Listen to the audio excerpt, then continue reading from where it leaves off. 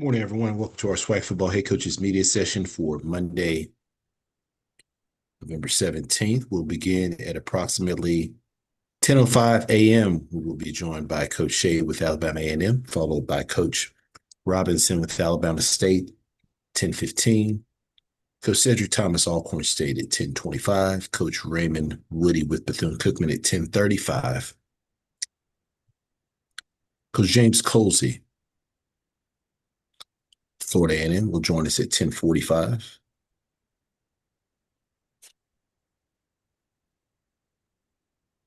Coach Mickey Joseph, Grambling State, will be at 10:55 to start us out. A couple quick updates. We ask you please utilize the raise your hand feature to get your questions in the queue. Please limit your questions to one initial question, potentially a follow-up question if we do have additional time allotted in our coach's availability. We also ask that you please ensure that your lines are actively muted, and please wait to be acknowledged prior to asking your question. We'll be back momentarily. Thank you for your patience.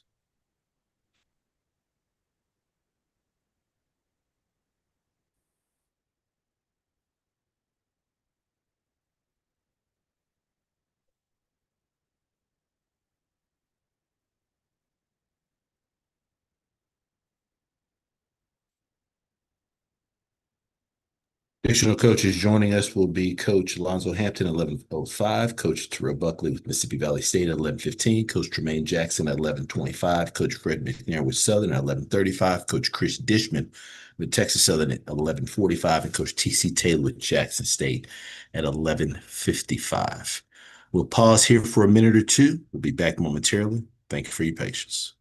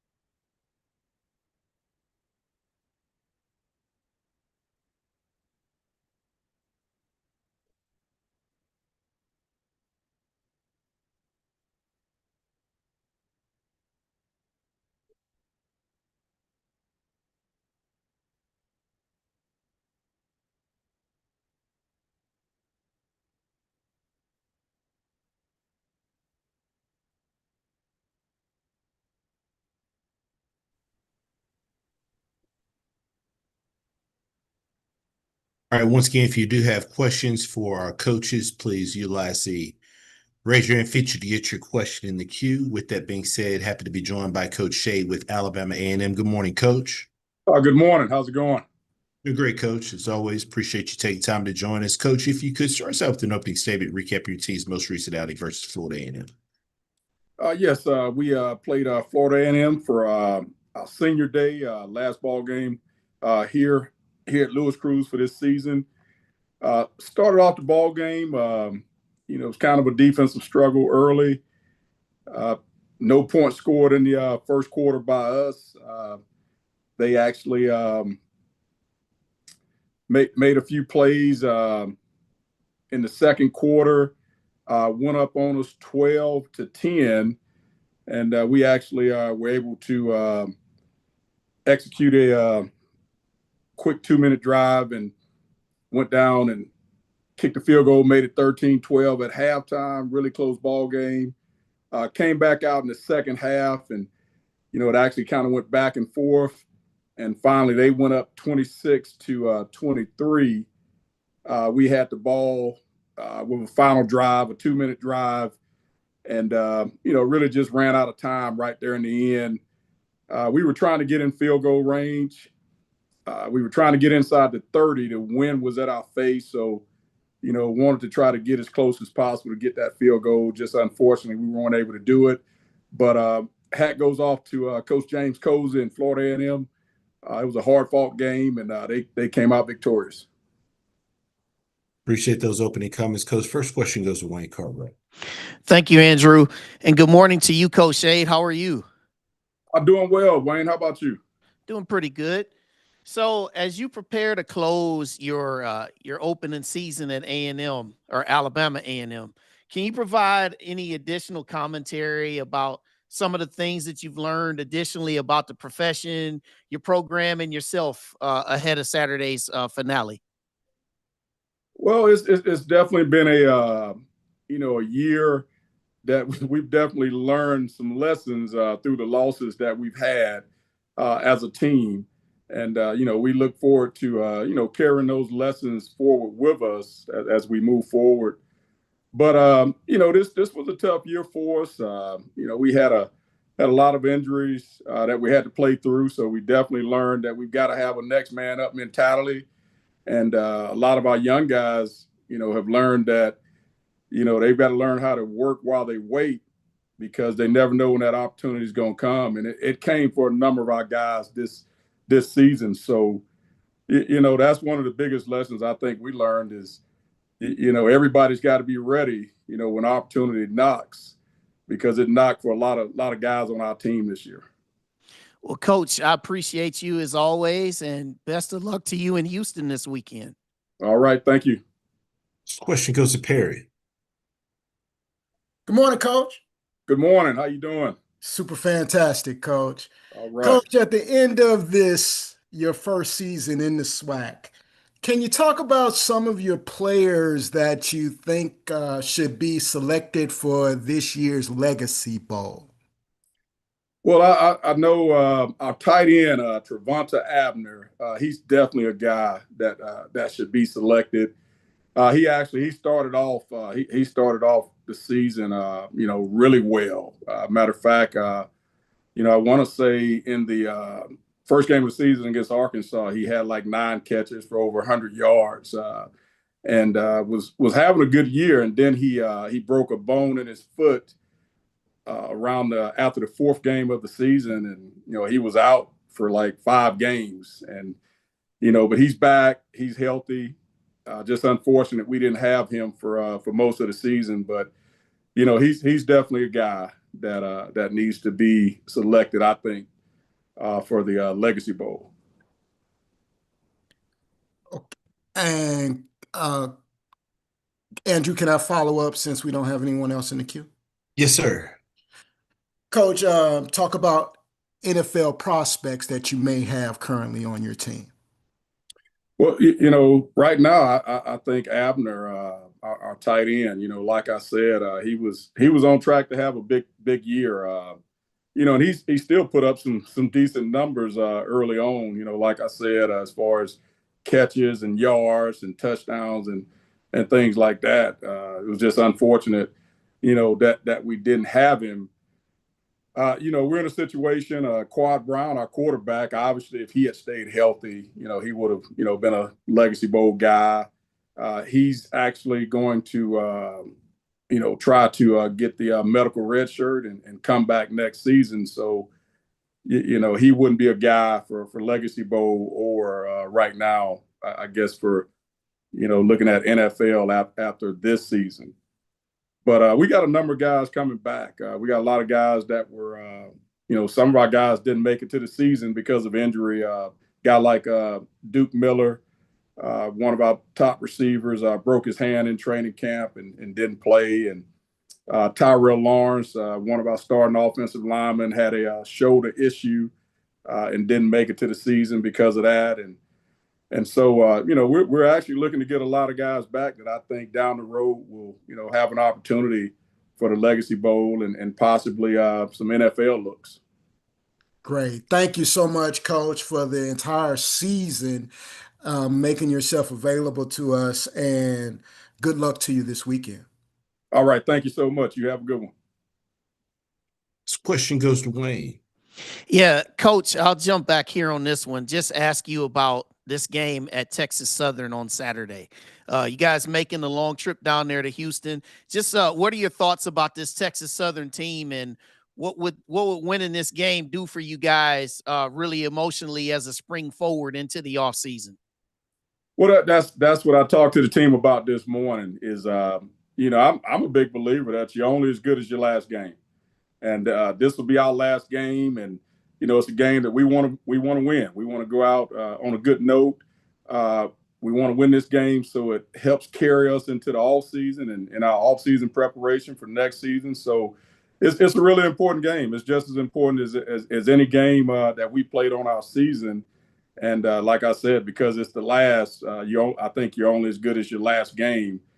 And so we'll be working hard for it. Texas Southern, I tell you what, a physical football team, offensively and defensively. They'll get into some 12 personnel and really try to pound you and run the football, things like that. So, actually in this FAMU game, we actually got the running game going. We ran for 230 plus yards and actually held those guys to 92 yards rushing. So those are some things we've been working on, and we got that done in the ball game. We just came up a little bit short. They scored a few more touchdowns than we did. We settled for some field goals. So we want to build on that in this ball game against Texas Southern and take that into the all season. All right, Coach. Appreciate you as always, and good luck this weekend. All right. Thank you so much. Any final questions for Coach? All right, Coach, we do appreciate your time and look forward to speaking with you on our final coaches call next Monday.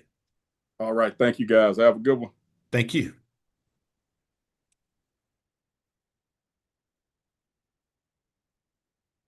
All right, we are a minute or two ahead of schedule for Coach Robinson with Alabama State. We'll pause momentarily. Thank you for your patience.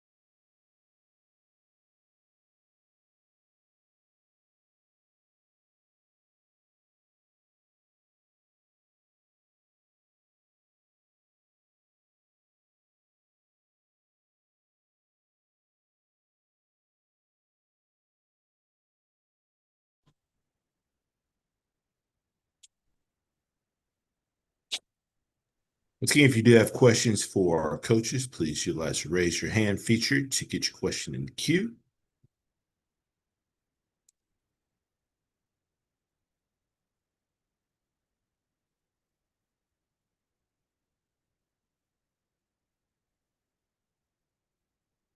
Next up, we will be joined by Coach Robinson with Alabama State. Once again, if you do have questions, please use the raise your hand feature to get your question in the queue for Coach.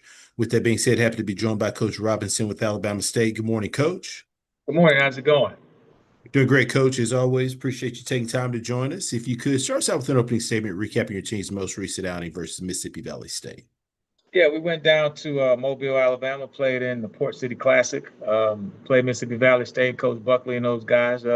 As always, Delta Devils was going to play hard, so was able to score first and missed the extra point, and then we scored again, so it was 13-0 at the half. So it was a tight game as we got into the third quarter, and in the third quarter was able to get a touchdown, and then they had a mistake on as far as with their punt team, or the kid dropped the ball, so we was fortunate enough to return it for a touchdown. And so final score was 41-3, but definitely love the effort that both teams played with. It was a great atmosphere. I think both schools are trying to recruit that area, not just football players, but just kids who can come to the university. So it's always great when you can bring SWAC football down to Mobile.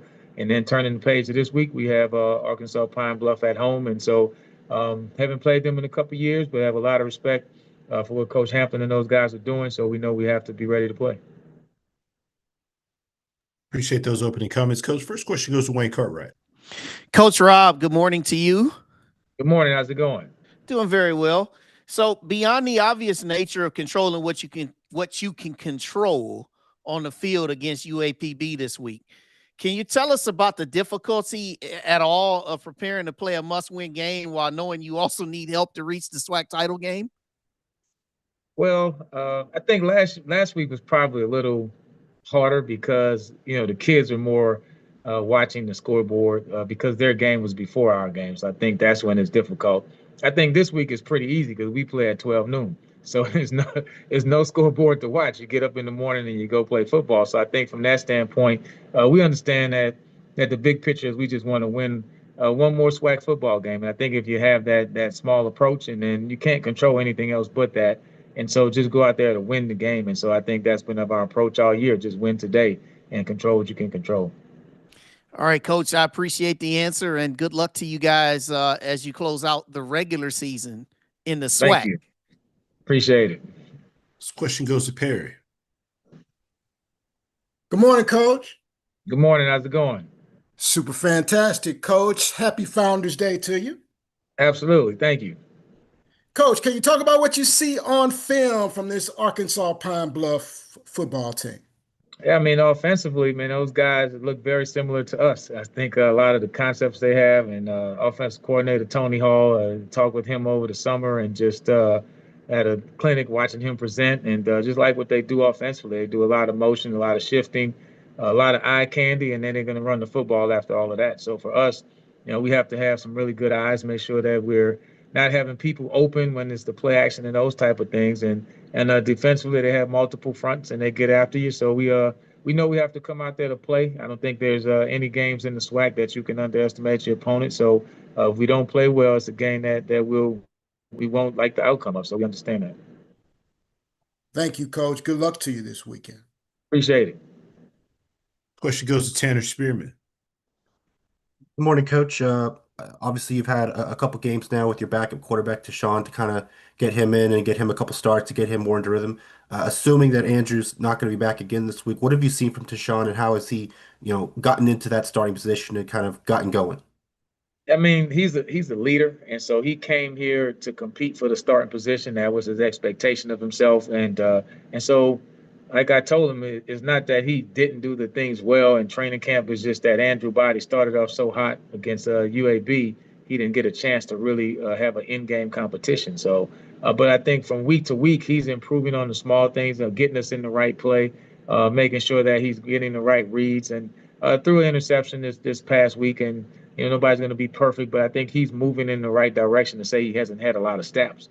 And so I told him, I said, hey, you're on week 2 and everybody else is on week 8 and 9. So he has to play a little bit of the mental catch-up aspect of it. So, but he stays after. He works hard. He's meeting extra with Coach Barnett. So he's doing everything that you want out of a starting quarterback. And just to be sure, Coach, is Andrew still out this week? He's still working. I mean, he's progressing. We expect him to start throwing and everything like that. So everything's moving in the direction of him being able to play. I just can't say exactly when. I don't know how he'll look this week to make a decision one way or the other. All right. Thank you, Coach. Yep. This question goes to Wayne. Hey, Coach, I'll jump back in and I'll ask you this question. So can you provide any additional commentary about some of the things that you've learned this season about just the profession and just more things about yourself as a coach as you get ready for this last regular season game in the SWAC? Yeah, so I do a recap at the end of every year. I think you have to constantly try to improve. I talk to other coaches, talk to T.C. Taylor, Coach Huff, guys that have won championships. I talk to guys that didn't do well, who were let go. And so to me, I'm always trying to learn of how I can get to be a better coach. And so I haven't gotten to the details of reviewing the whole year. And it was kind of funny to ask because I was briefly looking at some of my notes from this year. But probably within the first week after the season, I'll really sit down and go game by game and say, hey, how could I have gotten better? Was my schedule the right way? How could we improve on those really small things? So I'm a big note taker, and I just believe in journaling and writing down things and trying to improve. So I guess to specifically answer your question, I think for us, we've played better in November. So I think going from after the Magic City Classic, getting that right mix of how much do you practice? Do you cut back on practice to make sure the guys are fresh? And I think in the past, we've probably practiced a little bit too hard in the month of November. So we were a little better at that. And I think the results of where the guys are out there playing a little bit fresher, a little bit more pep. So I think that's probably the biggest thing that I've learned. Yeah, I appreciate that, Coach. Good Yep. luck again against UAPB. Appreciate it. This question goes to Terrence Harris. Hey, Coach, how you doing? Going well. How's it going? It's going. Hey, got a quick question for you. I'm a little bit off the beaten path, but can you talk about, like, you played Prairie View, you coach now against Tremaine. Can you talk about just kind of what you see from his team, his program, and what's impressed you maybe most about him and what he's been able to do in this first year?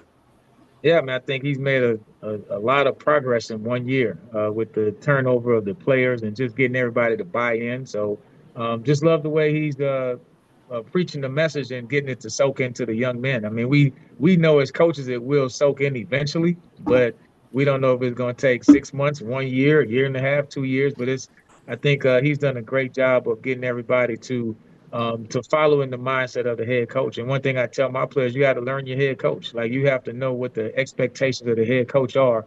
And he's doing a good job of having those kids to understand what his expectations are as a head coach. And I think if you can get that done, the sooner you can get it done, I think the better chance you have to win. So he's been doing a great job. Okay. Thanks, Coach. Yep. Any final questions for Coach? Coach, as always, we appreciate your time. Look forward to speaking to you again next week. Absolutely. Thank you. And I think somebody beat me to the punch, but happy Founders Day to all the men of Omega Psi Phi Fraternity Incorporated. Appreciate it, Coach. Thank you. All right, we are a minute or two ahead of schedule for Coach Thomas. We'll pause momentarily. Thank you for your patience.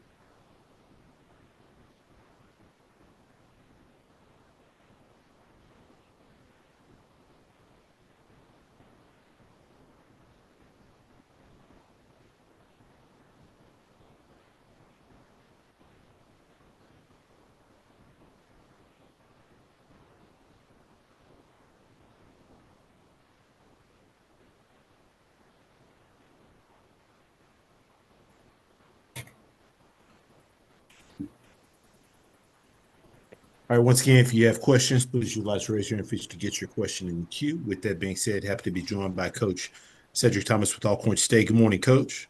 Good morning. Coach, as always, appreciate you taking time to join us. If you could start us off with an opening statement recapping your team's most recent outing versus Grambling State. Yes, sir.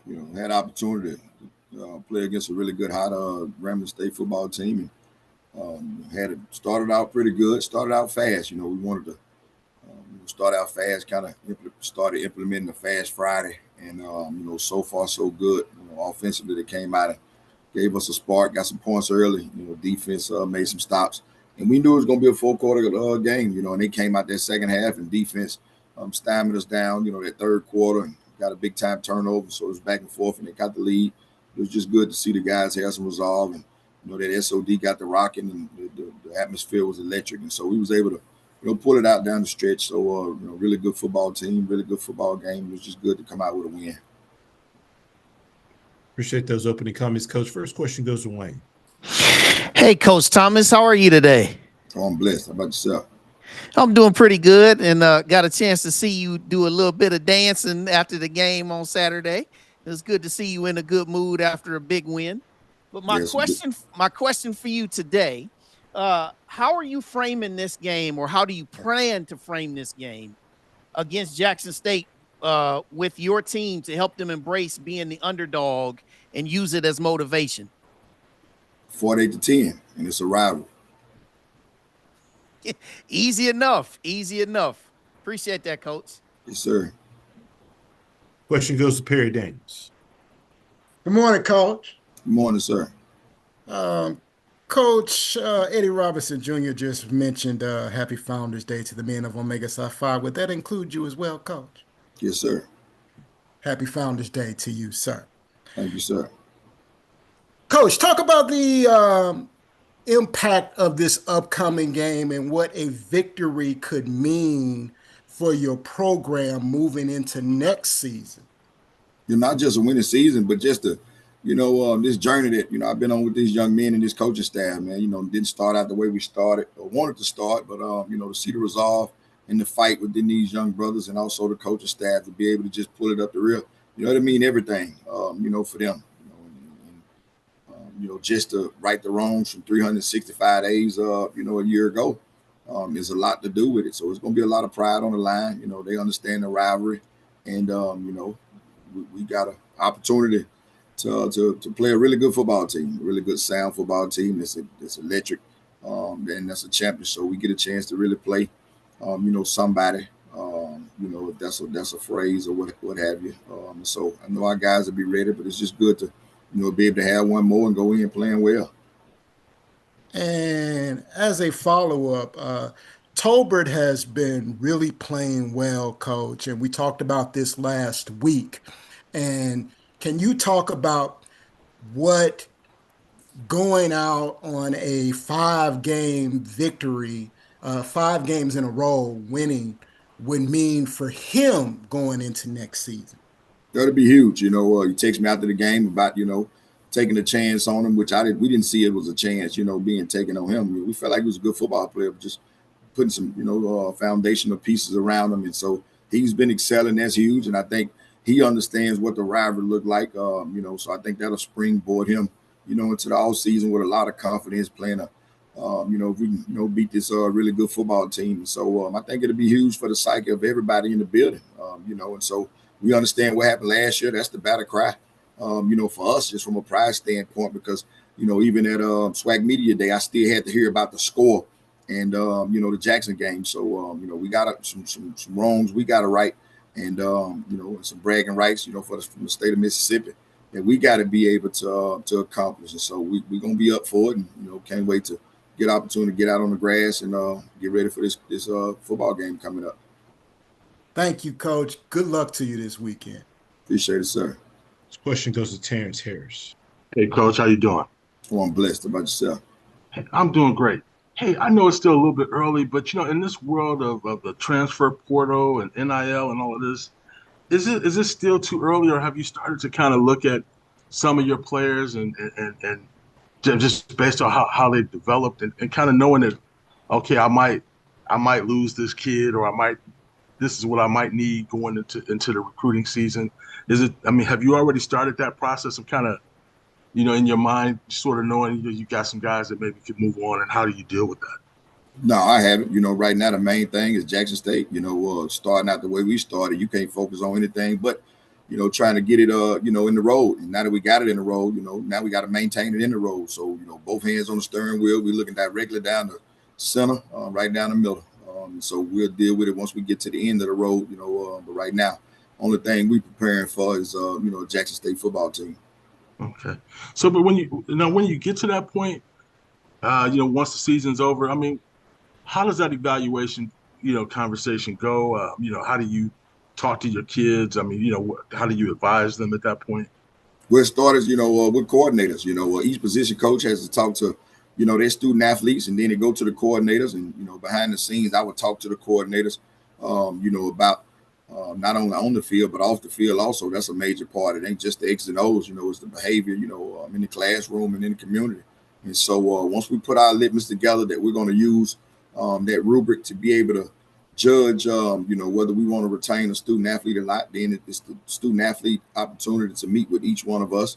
And then we'll sit down, talk to moms and dads, and we'll make the best decision for them and also the program.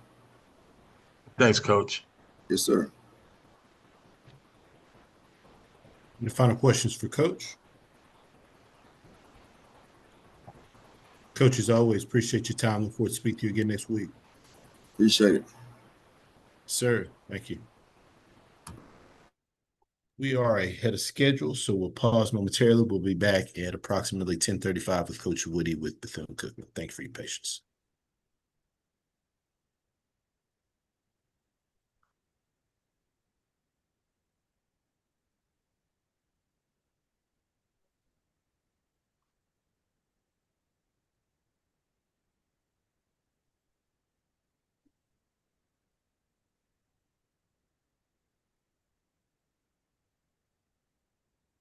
Because it's the Browns. They never give anybody time. They don't have any.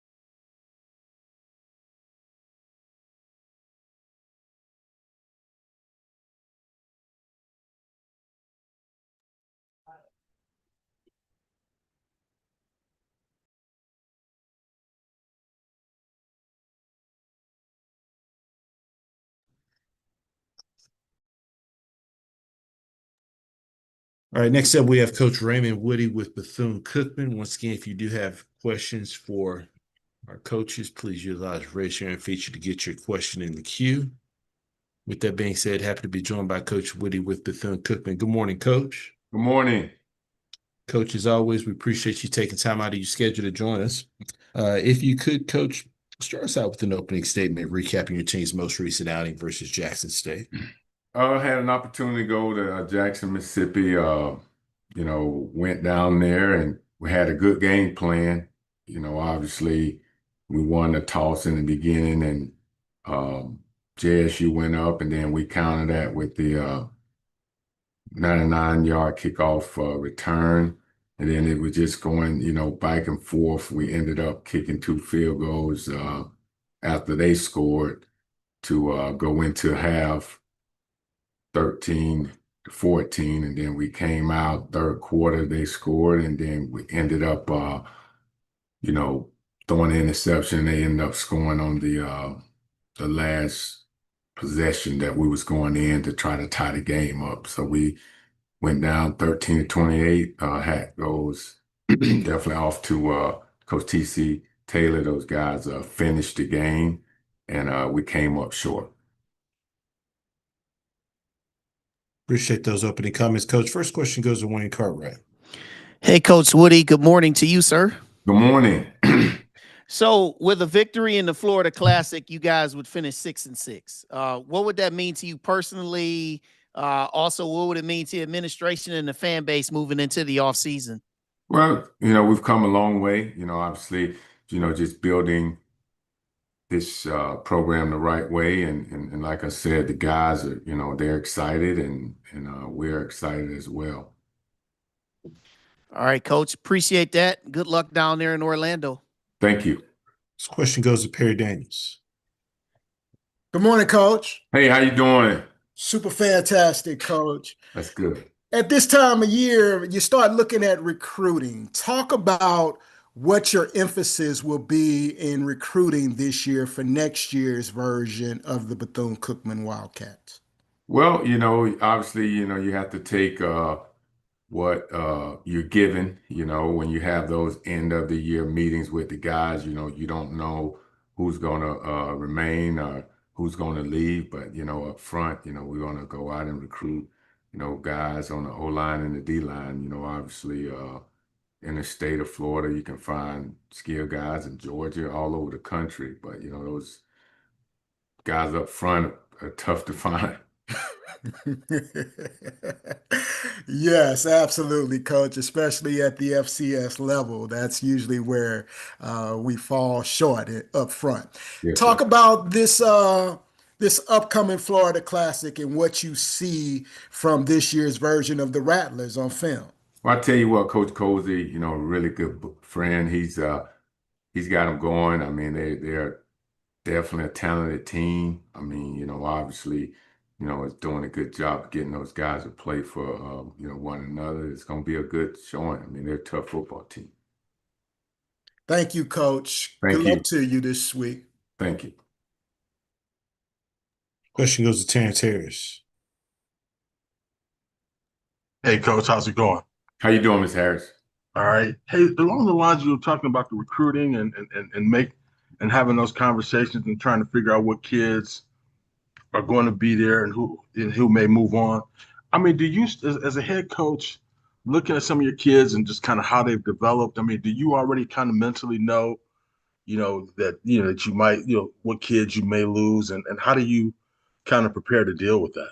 Well, you really don't know. That's why you got to keep recruiting. Recruiting is fluent. You can't just look at one number and say, hey, I need this number. I mean, you got to have a list of guys that you go out and recruit. And like I said, things happen perfectly, then obviously those additional guys are a bonus, but you just never know. It's fluent, so you just got to go and look at, the depth charts and fill in numbers where needed and almost like, over recruit, because you just never know. Yeah. What about stability wise? I mean, how does that work for the program and being able to build? I mean, back in the day, you used to know, okay, you have a good foundation and you can build towards that for the next season. But nowadays, it almost, you don't know what you're going to have back the next from year to year. How does that work with stability? Well, I mean, it's just tough these days and times, and you just got to, like I say, get the trust of the guys, build it the right way. And even sometimes when you do that, that still doesn't work, so it's just you have to always be ahead of the game. Okay. Thanks, Coach. Thank you. This question goes to Wayne. Hey, Coach Woody, I want to jump back in. I want to ask you about the suspended players from Saturday. With that, I just want to ask, how much of an impact did you see of the suspended players on the performance of your team? And then I want you to clarify something, because a lot of people were asking. We saw a gentleman wearing jersey number 11, but that wasn't Washburn wearing 11, was it? No. Okay. So just the impact of the players that were suspended, what did that have on your team? Oh, you mean you said the first half? It was not him first half. We got a number 11 on offense as well. Okay. All right. And just overall, just in the whole game, the players that you did have suspended, like did that have like a major impact in your eyes on the performance of your team against Jackson State? Well, we use the mentality the next man up. I mean, those guys pretty much knew, what it was, and our guys came in and did what they were supposed to do, so it wasn't a major impact. All right, Coach, I appreciate that. Good luck again in the Florida Classic. Thank you. Next question goes to Perry. Coach, can you talk about where your program is today compared to your vision of where this program would be at this time when you took this job in 2023? Well, I tell you what, I mean, the guys, when you look at certain aspects of, the student part / athlete, in the situations where and you inherit APR restrictions on probation. Now you're at the point now where you're off probation because those guys are handling business in the classroom. And, that's a big deal, when you a limited amount of hours to practice a week. And now, you turn the corner now, you got, the program back where it needs to be for us in the classroom. And that's where it starts. And they know what they expect instead of coming in not knowing what they expect, and pretty much teaching these guys that, hey, we want a player-led team, and you have to teach them how and why it should be that way, because we're not going to be with you every single moment and got so many distractions. So, I think now the guys understand what they expect. When I took over, they didn't know what they expect. They were feeling their way out, like the simple things of on time being late, no shirts tucked in, everybody wearing the same colors, just those things that you have to put in place so those guys understand it's not all about me, it's about we. And this is like where you figured they would be in year 3 of the program? Yes, sir. Great job, Coach. Thank you. Thank you. Any final questions? Coach Woody, as always, we appreciate your time. Look forward to speaking to you again next week. Thank you. Thank you. All right, next we go over to Florida A&M. Coach Colsey, once again, if you do have questions, please utilize the raise your hand feature to get your question in the queue. With that being said, happy to be joined by Coach Colsey with Florida A&M. Good morning, Coach. Hey, boss. How you doing? Doing great, Coach. And as always, thank you for your time. If you could start us out with an opening statement recapping your team's most recent outing versus Alabama A&M. Just, obviously, you talk about going on the road quite a bit and, able to come away with the victory. Made a couple more plays, I guess, than they did, but they played their tails off on their senior night. But obviously, RJ going 20 for 24, 299 yards, 3 touchdowns in the air and 1 on the ground. Led us to a victory. But too many big plays on defense, which could put us in a tough spot with the explosive offense that Bethune-Cookman is going to be bringing to Campbell Ward Stadium in Orlando this upcoming weekend. Get those opening comments, Coach. First question goes to Wayne. Hey, Coach Colsey, how are you today, sir? Hey, Wayne, how you doing, boss? Doing very well. Congrats on the win. Thank you. So, Coach, the standards that exist down there at FAMU with the bar being set so high with the expectations from your fans and alums, what would a win this Saturday over Bethune-Cookman and ultimately finishing 7-5, what would that mean to you in just the whole realm of the expectations? Well, I mean, I think, the opportunity to not be a part of any of these SWAC championship conversations, those are the things that we talk about year in and year out. And we talked about that as an assistant when I was an assistant under Coach Simmons, and obviously, these last 2 years as being the head coach. That's the expectation. You know what I mean? And those are great expectations to have. But obviously, the other parts they talk about is, you can't lose homecoming and you can't lose the Florida Classic, right? So those are things that, again, always spoken about, always discussed. Right? Obviously, you want to win this game because it's the next game, but there's a lot of historical factors involved in this game and a lot of great coaches that have coached in this game, a lot of great players.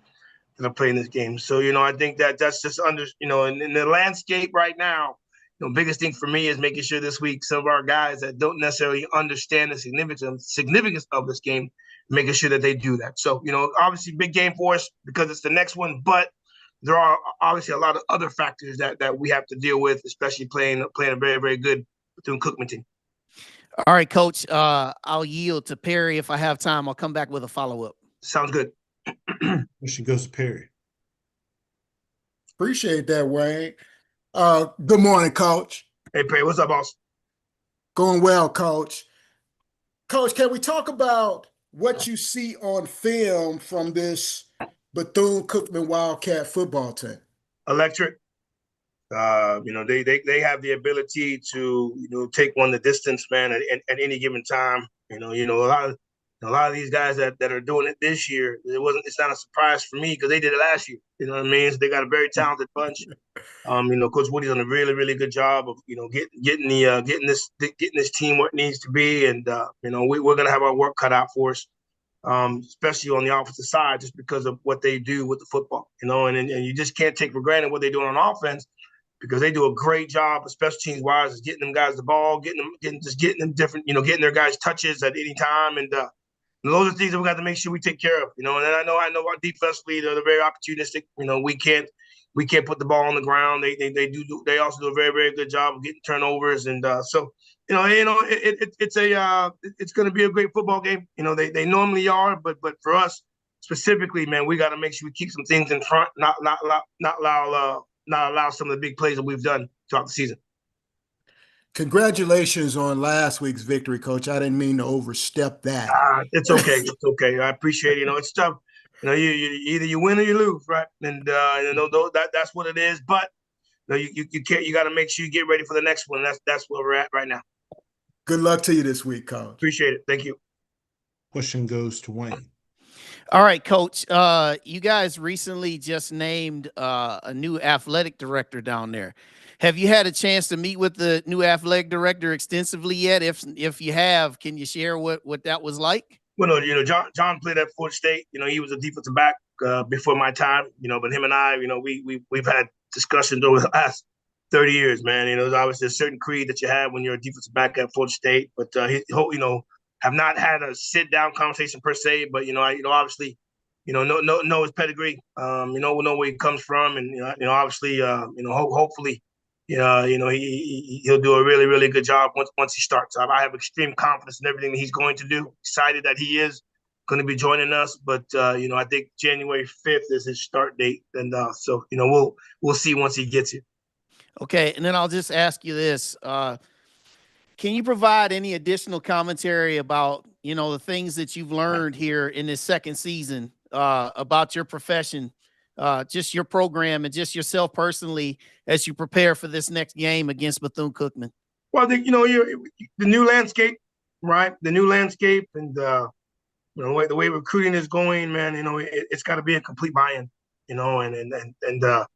whether it's a financial piece, whether it's the player piece, whether it's the structure piece. I mean, there's a lot of things that have to be in place, you know what I mean? And to just run a successful program. And you may still have all of those things in place and still not have success, right? So, but just, there's got to be a complete buy-in, and I think that's the biggest thing that, not just saying as the head coach at Florida A&M, but just across the country, and so, personally, making sure you got to get your guys ready to play every week. That's a thing that, you have to continue to have, and you can't let it fester, right? Obviously we are probably a different football team than we are now, at the beginning of the year compared to where we are now.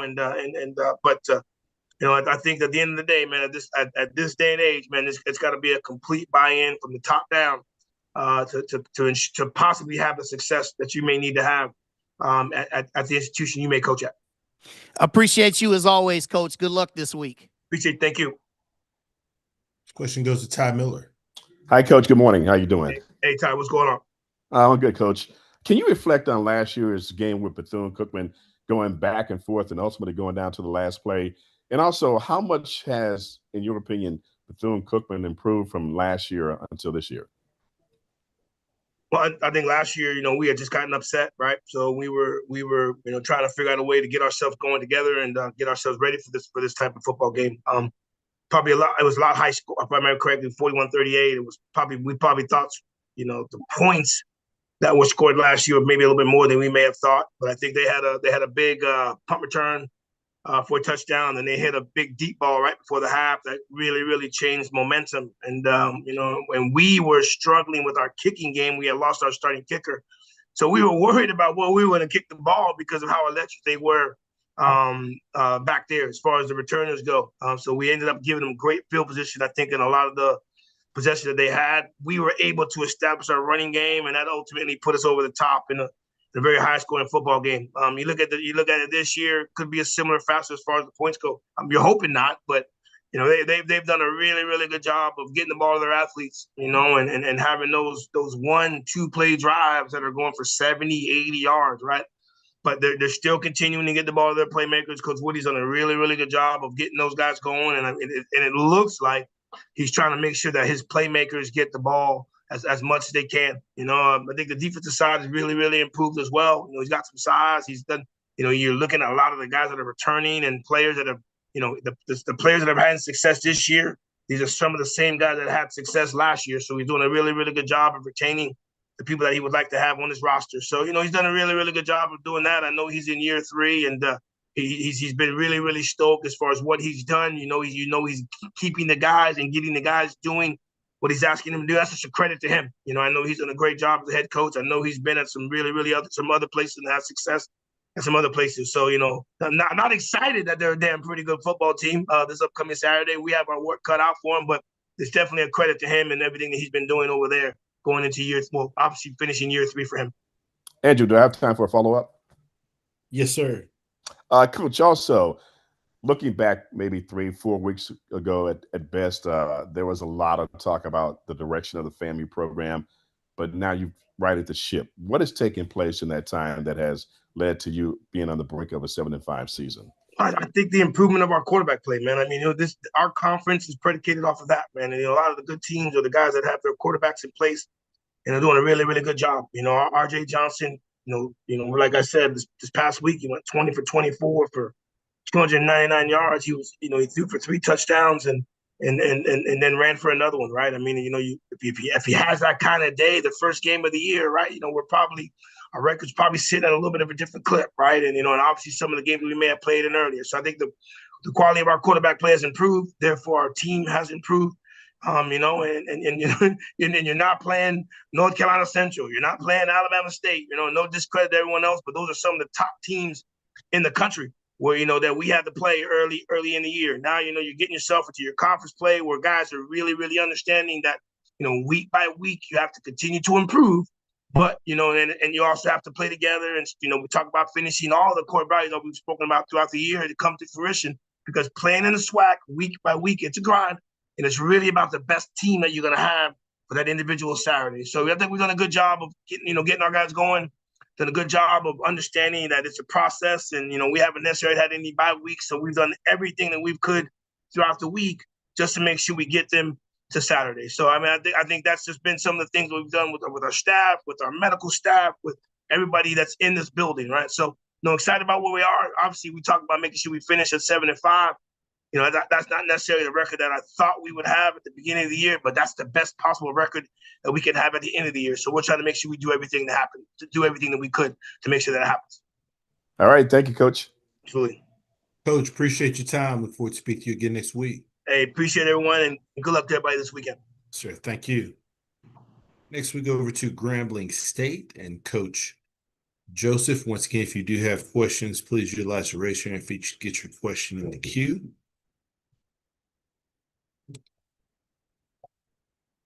With that being said, happy to be joined by Coach Joseph with Grambling State. Good morning, Coach. Good morning. Coach, as always, sincerely appreciate you taking time to join us. If you could, start us out with an opening statement recapping your team's most recent outing versus Alcorn State. Well, we had our chances on Saturday to put the game away. We went up 16-14.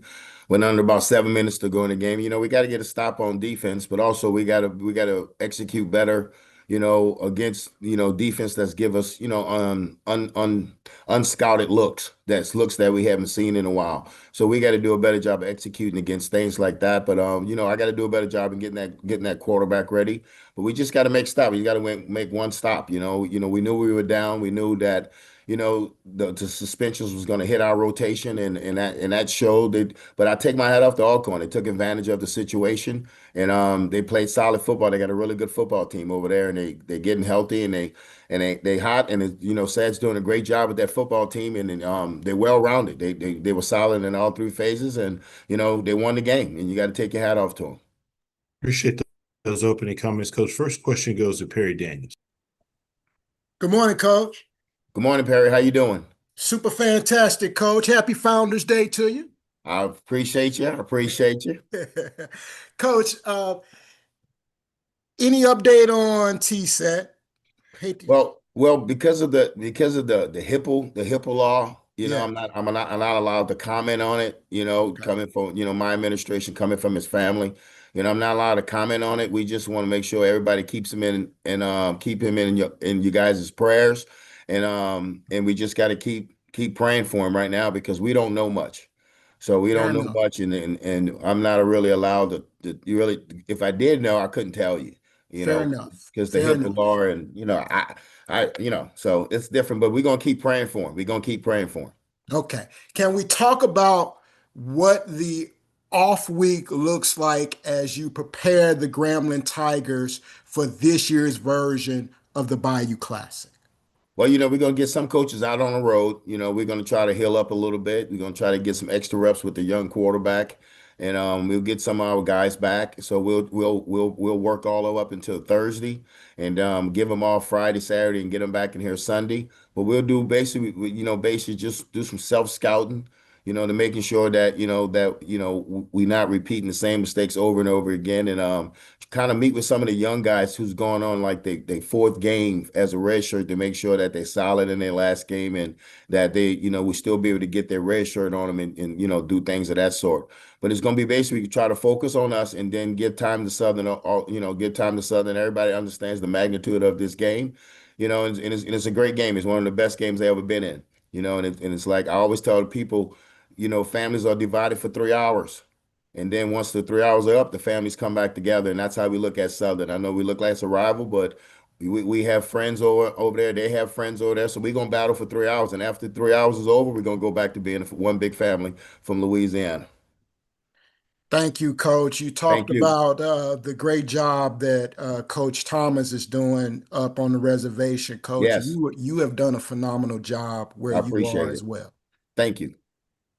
This question goes to Wayne. Hey, Coach Joseph. How's everything today?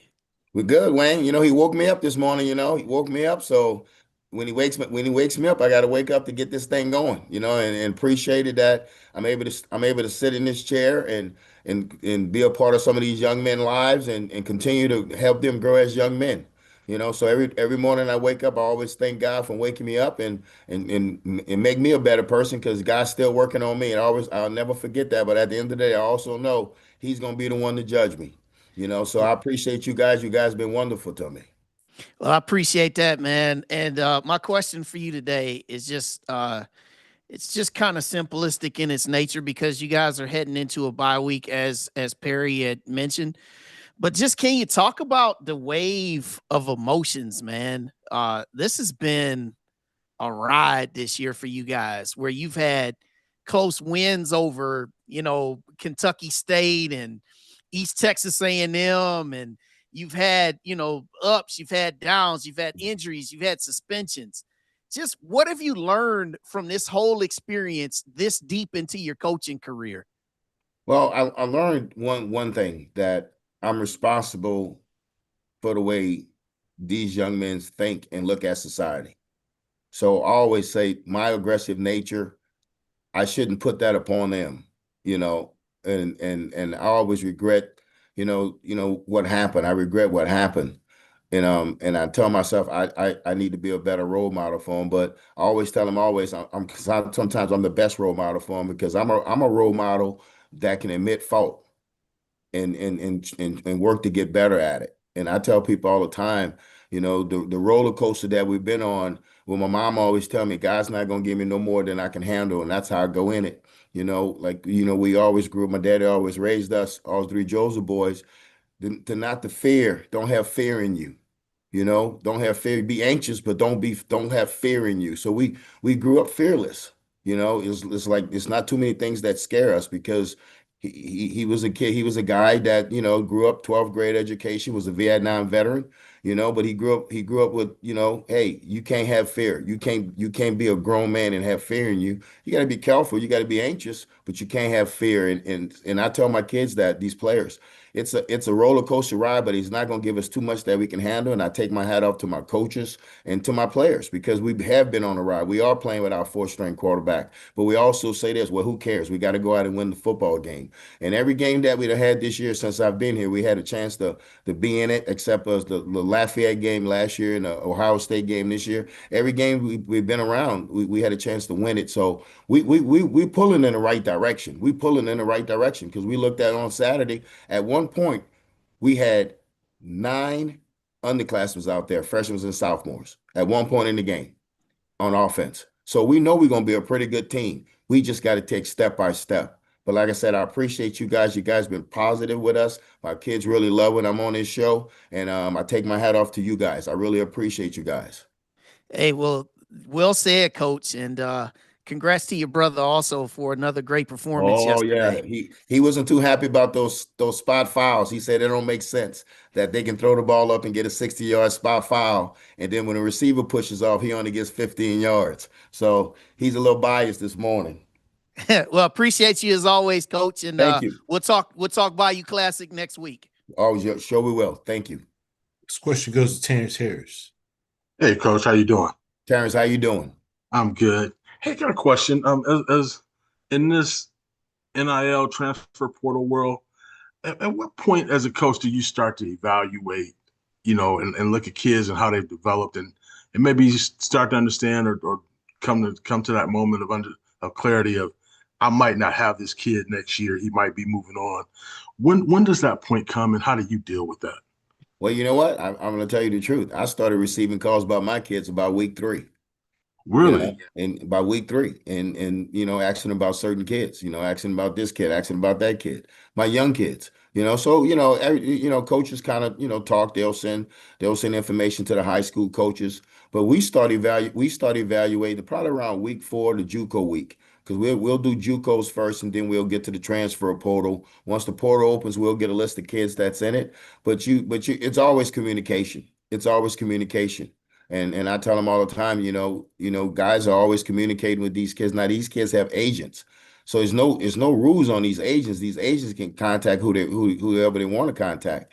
But we start evaluating about week 4 to JUCO, and then in January, that's when we'll bring our high school kids in. So we have a plan, but you start about the full week with JUCOs and start evaluating them and see how many you're gonna lose. Now we have an idea of kids we're gonna lose.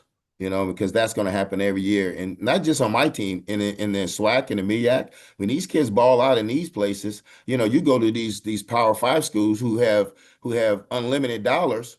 So, the only person that really loses in this is the SWAC, the MEAC schools, because the kid gets money, the school gets a good player, and who's left without? Who's left without? We are. So we lose in this situation. And that's why I always say, if they're going to take them, they need to have a little buyout. And I think that's fair. I think that's fair. But you know what? I think that's fair because if you look at the whole situation, like I'm going to look at it, and I know I say some things that some people want to say. The school wins, the kid wins, but we don't win. Yeah. If we and how difficult, and I mean, some people not going to say it, but it's the truth. Right, definitely. I mean, and as a coach, though, I mean, and at the FCS level, at the SWAC, in the SWAC and MEAC, how difficult is it to really, build continuity this way? I mean, it just seems like from year to year, you have, and they're taking the best of the best. Taking the best of. Well, you got to have a culture in your locker room, and you got to kind of set it with the head coach, and once they get in here, now you got to try to see how can you get a player led program. So you have some of your kids in here that's what I call program kids that's going to be here 3 or 4 years. So they kind of know the culture that you want, but it's got to be consistent about what we do. So we try to be consistent around down here. In case we get a kid in the portal, okay, listen, when it's a meeting, we always like 2 to 3 minutes before he comes in. Things of that sort. So you try to keep the program kids alive, but you got to have a certain thing set with your culture because you're getting so much, turnover with your roster. That's a good question. That's a really good question. Thanks, Coach. Thank you. Last question goes to Keisha Kelly. Hey, Coach, how are you? I'm good. How you doing? Good. So you talked about Bayou Classic. We know it's the bye week, and you talked about for 3 quarters, you're not family, but then you go back to it. That's a true statement. I'm a Southern grad, but I got Yes, a I know lot you. of friends There you go. that are Grambling nights. But Yeah. I try to keep the balance. So outside of the win, because everybody wants to win, both Southern and Grambling, we know the Yes. records go out the window when this game comes down You must to have been in my team meeting yesterday because I said that exact to my team yesterday. I said that to them. I'm a plant in the team meeting. Oh, But I gotta Coach, watch that. outside of the W, what else are the players looking forward to? Because we know you try to keep the kids' heads in the game. It's a Mhm. lot going on in New Orleans at that time. What are you telling these kids to keep their head in the game? Because you've had a pretty strong season. Outside of the losses, you've had a pretty strong season going towards. It's like y'all start clicking at the right times. What Yes. are the coaches telling these guys to make sure they finish this season strong? Well, we also tell them, we always talk around here about blocking out the noise. Block out the noise, and I'm upfront and I'm truthful with them that this can be a dog and pony show if we allow it. If we go in here and we start looking around and say, oh, no, we're there to play the football game. And I give them the schedule. We get there Thursday. We're going to eat some Thanksgiving dinner. We're going to get up on Friday. We're going to go to the Saints facility. And then right after that, we're going to go to the banquet. We're going to leave the banquet. We're going to go walk through the Superdome. So there's a lot of things leading up to the game. And we just upfront with our kids, like, this is what we're here to do. We're here to win the football game, and we can't get involved. We call it the sideshow. We tell them that we can't get involved with that. And so far, our kids have done a great job. But, we look forward to this game because, like I tell the kids, this is one of the most viewed games in college football, not just in HBCU, in college football. This game's going to be aired all overseas. This game's going to be everywhere because everybody knows about the Bayou Classic. And I told them I played in all 3. I played in the Magic. I played in the one with Jackson State and Alcorn, Alabama State A&M. This is by far the better one. It's just my opinion. And I'm not saying it because I'm from Marrero, because of the atmosphere and because of the coverage that you're going to get for this game. This is a well organized game, and this is a big time game for viewers. And so it's big. So we have constant conversations with them. All right, well, Coach, good luck. They won't get caught in the sideshow because they are the main show. I Thank won't be you. biased, but I need you to come speak to my team. I know you're a Southernite, but I need you to come speak to my team because I you am the make most sense. unbiased person ever. I will, but good luck, and I'll see you in New Orleans, Coach. Thank you. Coach, appreciate your time. Look forward to speaking to you again next week. I appreciate you, and good luck to you guys this week. Sir, thank you. Thank you. Take over to Arkansas Pine Bluff and Coach Alonzo Hampton. Once again, questions, please utilize the raise your hand feature to get your question in the queue. Please limit your questions to one initial question if there are already additional questions rather in the queue, and please wait to be acknowledged prior to asking your question. With that being said, happy to be joined by Coach Hampton with UAPB. Good morning, Coach. Morning. Coach, as always, thank you for joining us. If you could start us out with an opening statement recapping your team's most recent outing versus Prairie View A&M. Yeah, we went down to Houston, drove over to Prairie View, played a really good team in Prairie View. Coach Jackson's done a great job, and didn't start out well. Had a slow start to the game. Well, we got to stop first drive, 4th down, and then we go out there. Our quarterback gets hurt. Second play of the game, he's done. Messed up his shoulder. Just kind of fell on it wrong. And then, we were kind of with our second string quarterback. He came in, took him a couple drives to get moving. And, they were able to get a 14-0 lead.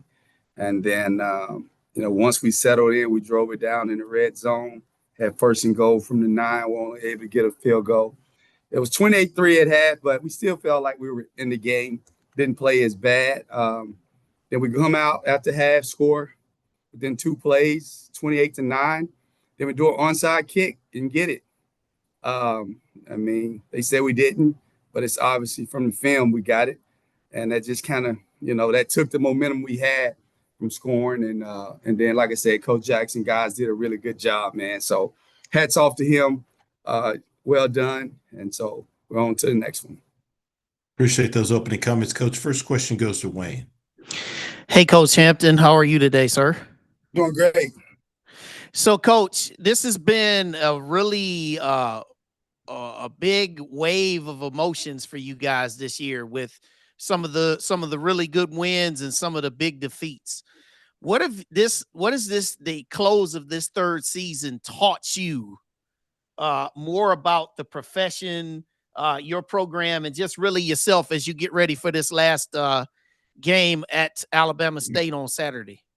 Well, for us personally, as a head football coach, you go back and you evaluate, hey, man, how do we win in Houston? I played in Houston 4 times. In every game, we've been down big. The only one we won my first year, we're down 31-9 against Texas Southern, came back to win 34-9. And so you're talking about a 9-hour trip, man. We leave at 4 a.m. And you get there, you try to do a walkthrough.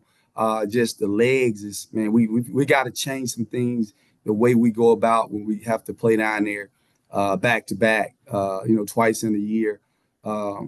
Give our kids a little more rest. You got to cut practice. It's a lot of things as a head coach, man, because what we're doing is not working.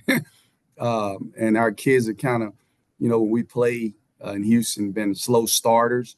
And so we kind of figured out some things. We're going to try to do some things different this week. We got to go to Alabama State. It's another 7-hour ride for us. So you're talking about 8 hours on the bus. And then you're talking about leaving on Friday. So we're working through it, man. So, hey, the school teacher in me, you just take a lot of notes and you figure out, man, how do you get better? And so those are the things that we're working on. Coach, I appreciate the very transparency in that answer and appreciate you as always. So good luck in this last regular season game there this weekend. All right. Appreciate you, my man. Question goes to Perry. Good morning, Coach. Good morning. Coach, can you talk about where your program is currently compared to where you thought it would be at this time when you took this head coaching job at UAPB? Yeah, man, we're in my opinion, and it doesn't really matter what I think. But when I took over a program, you talking about a program that was dead last. We were dead. We were dead in academics. We were dead in the way that the kids responded in the community, and the product on the field wasn't very good. And so I prayed for the job. I was able to get the job. They had over like maybe 100 applicants. And I knew, because I had been here before, this is a lot of work. And I knew it and I wanted it. And I'm glad that they gave me the opportunity. And so we built this thing from the ground up. Like you had to come in here. I did not, if you go back and look, when I took the job, I did not cut a player. Okay. Every player that left on their own. And so I'm building a program, and that's my mindset as a school teacher. I think we talk about HBCUs and we're about giving opportunities, right? And so I hear guys come in, I'm going to get rid of this guy. That's not what we do here. And I wasn't going to do it. And I was going to lead with love. And so we were able to keep those guys the first year. Now the guys that left, they left on their own. And I was honest with them, like, hey, man, you have a scholarship. I'm not going to take your scholarship. If you go to class, you do the right things, you come to practice, be a good citizen, I'll let you keep your money. I want you to graduate because it's about that. And I said, I just truly believe that over the time, if you do right by people, then they're eventually going to do right by you. And my higher calling is to do right by young men and women. And so that's why I don't worry about where we're at, because we've grown every year. We I think we've been picked last every year, but we haven't finished last yet. And even this year, we were picked dead last. The second place team in our conference, we beat them. Grambling had a chance, should have won that game. And we got babies. So we're doing it the right way. We're going to continue to recruit high school players in this state, surrounding 4 or 5 hours. And so I think we're headed in the right direction. And again, we're just a few plays away from being at least maybe 6-5, 5-6. But again, we are where we are. But I'm excited about where we're at, and I'm excited about the opportunity to say I'm the head coach of UAPB. And so that gives me joy. And I tell people I can lay down at night and I say, you know what, I did my very best. And I know I'm making people that believe in me proud. My family's proud. My mentors are proud. I hope the university is saying, man, this is the guy we want to lead this football team. So I'm thankful. Great question. Coach, thank you for that answer. I am going to disagree on your opinion doesn't matter because self-respect is the most important respect.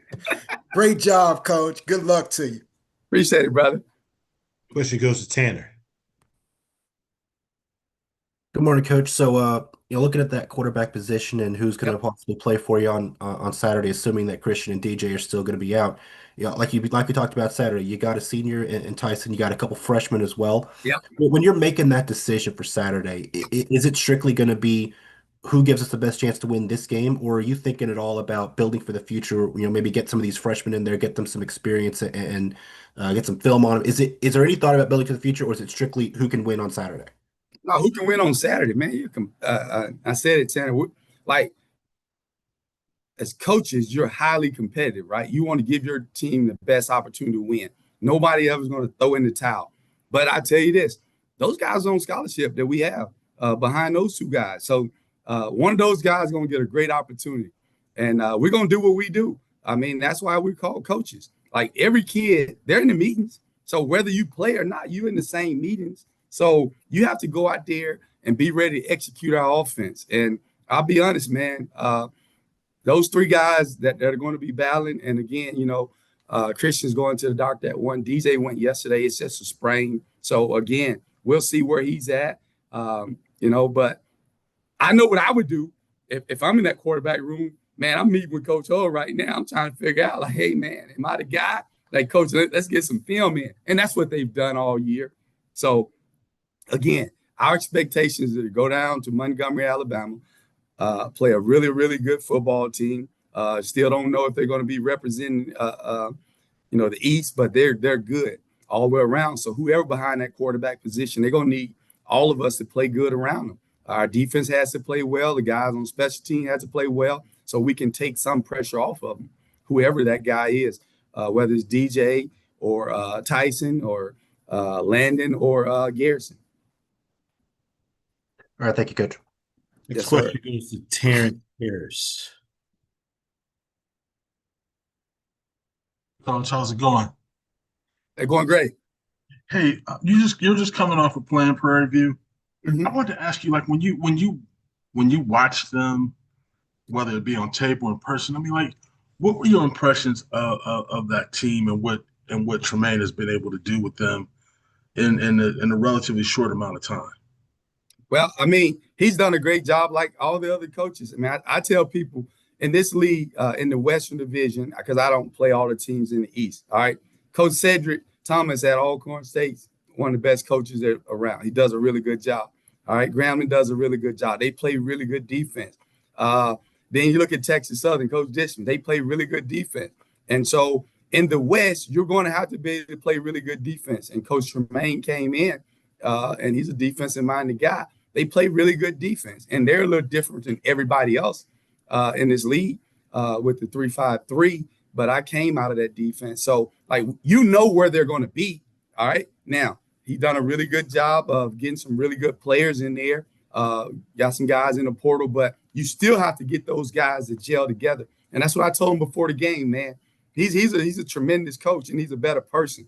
Like I said, I probably only had 4 conversations with him, but they all been enjoyable every time I've had a conversation with him and people, talk about him. And offensively, we were without 3 starters on defense. Both starting corners were out.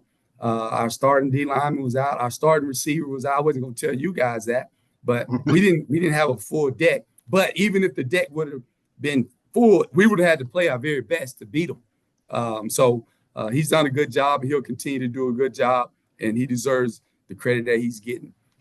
What about though? Just kind of how he came in. I know a lot of, it was said that he maybe rubbed some coaches the wrong way in this league. By immediately talking about Atlanta and dominating the SWAC and all of these things. Did you hear much of that? And what were your thoughts early on as he was coming in? Hey, listen, man, we're grown men. He should be talking about his team. He should be making his team think that they're the best team. That's what he's supposed to do. I mean, I don't know why anybody would be offended. If you're offended, then go beat him. At the end of the day, this man, from every encounter I've had with him, he's been an outstanding person. I even called him on some kids we were trying to take in the portal that was coming from his place. So I don't get into all that, man. Like I said, I'm trying to be Christ-like, man. I don't got time to be hating on anybody, doing any of that stuff. And he didn't rub me the wrong way. And it is what it is. He has the best team in the West this year. He deserves all the credit that he's getting.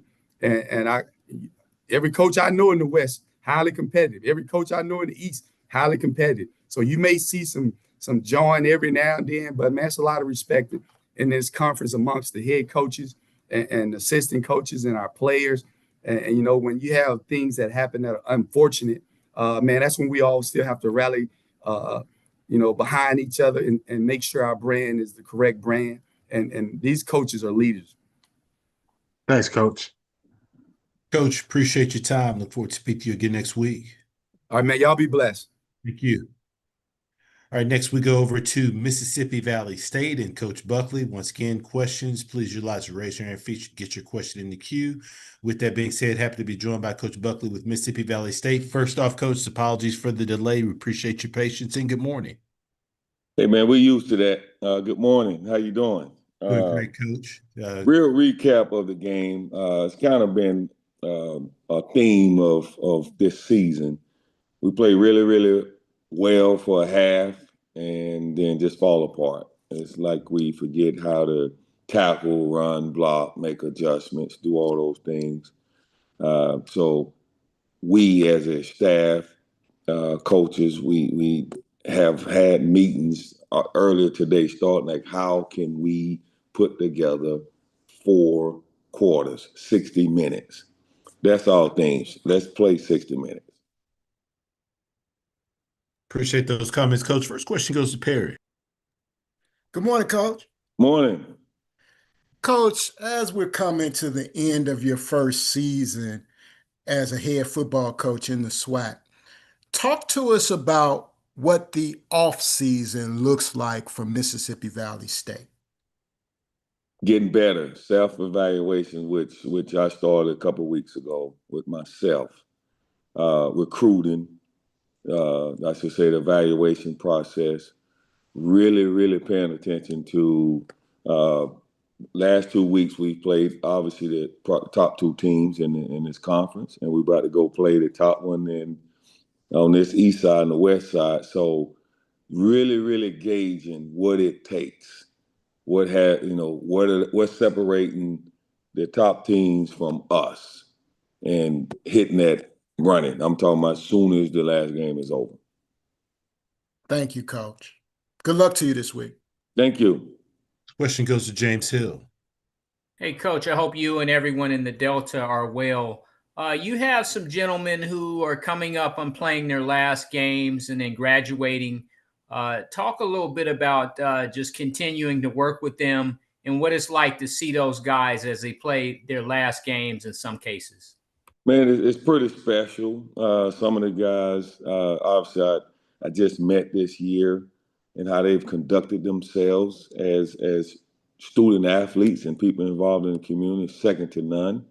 Highlight one of them is Marco Dubach, who is a punter that's done a tremendous job for us. And then his partner in crime, who's probably the best field goal kicker in the conference, but probably in college football, I would take him as Marco Jovasak is should be All-American kicker, how they've handled themselves on and off the field, along with Isaiah, has made this type tough season bearable. And I'm excited about the future for those guys and also for us. All right, Coach. Good luck with everything you're doing at Valley. Thank you. Question goes to Wayne. Hey, Coach Buckley. Good to talk to you again, sir. You too. Hey, Coach, I just want to generalize my question like this. We know this season is what it was. We know the record is what it was. We know the performance have been what it was. But with 2 weeks remaining in your season, what can you really say to the fans, the followers, and everyone out here about why there should be a lot of optimism moving forward with your program at Mississippi Valley State? I think you have to go back to when I first arrived, looking at Valley and what they've been doing for the last, let's say, decade, and what we're doing recruiting-wise, which is going to come up in 2 weeks, and the signs. Did we show any signs of being a very good football team? And did we do that against the top flight competition? Which, if you look at J-State and look at last week, yes, we had glimpses. You know, when you don't have any glimpses or any hope, then you don't. And then one of the best quarterbacks, I think, in our conference who got banged up against Jackson State on the first play. So there are signs out there, I would say, that would tell me that, okay, yes, they are doing some good things. The competitiveness is there. The schematic stuff is there. There's some things we got to add. You know, like we was talking about, from the traveling to a bigger coaching staff and all those things that we will add next year. But there is a foundation that has been laid, and I think if you understand that aspect, then you'll be pretty excited about the future. All right, Coach, and I'll finish with this. Talk about this game this week, going down there to Prairie View. Obviously, they just clinched the West Division title. Mm-hmm. Talk about the opportunity that this is for you guys to play a quality opponent like Prairie View. Well, all of them are quality opponents, you can see. So for us, it's another opportunity for seniors to play, another opportunity for us to keep gelling as a staff, and also just still figuring out this league, what makes this league tick, you know, what's going to get us over the edge. So there's a lot to play for, and you sign up for 12 games, so let's go out and compete. All right, Coach, appreciate you as always, and good luck down there at Prairie View this week. Thank you. Coach, as always, appreciate your time. Look forward to speaking again next week. Thank you. Yeah, thank you.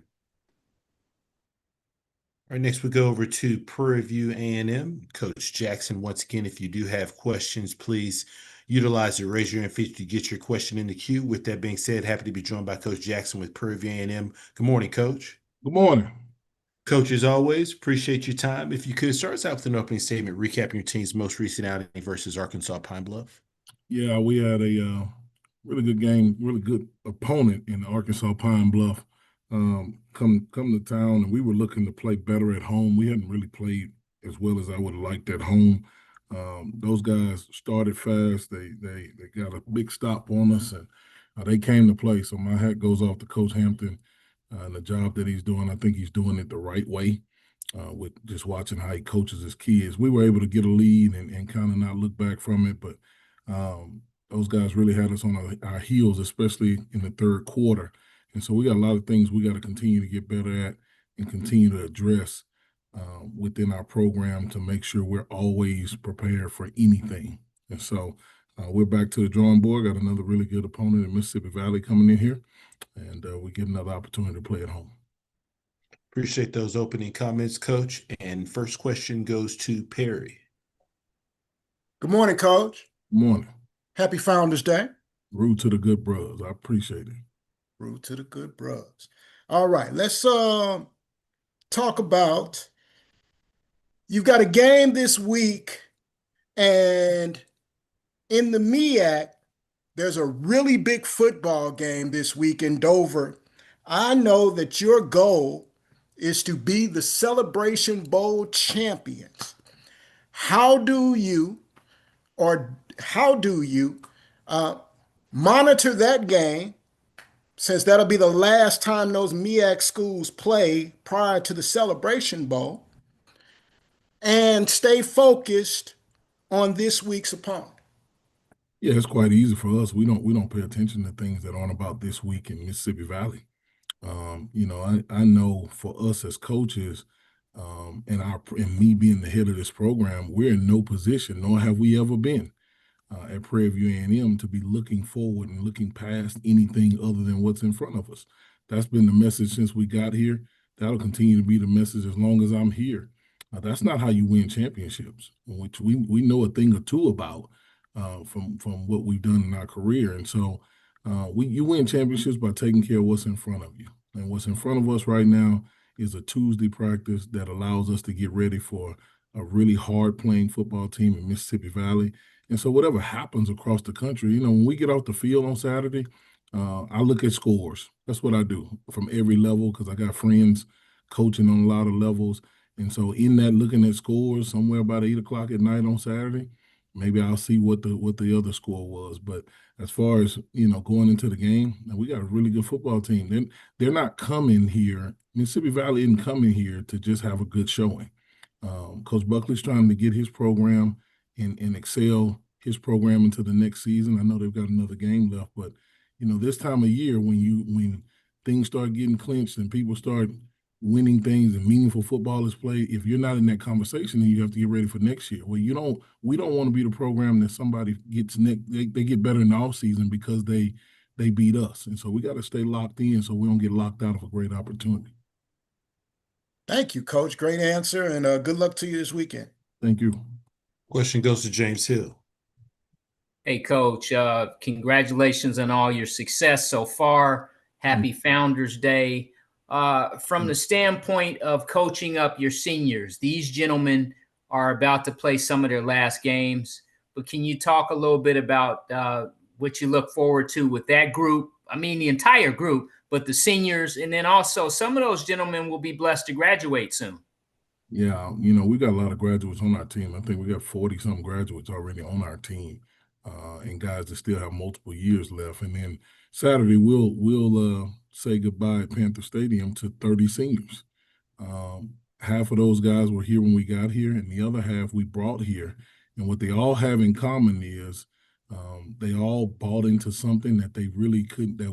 They couldn't see it. There had been no SWAC championship success since 2009. Those guys were in the first grade when that happened. So they came in, they bought in, they either stayed or they came and bought into exactly what we were selling.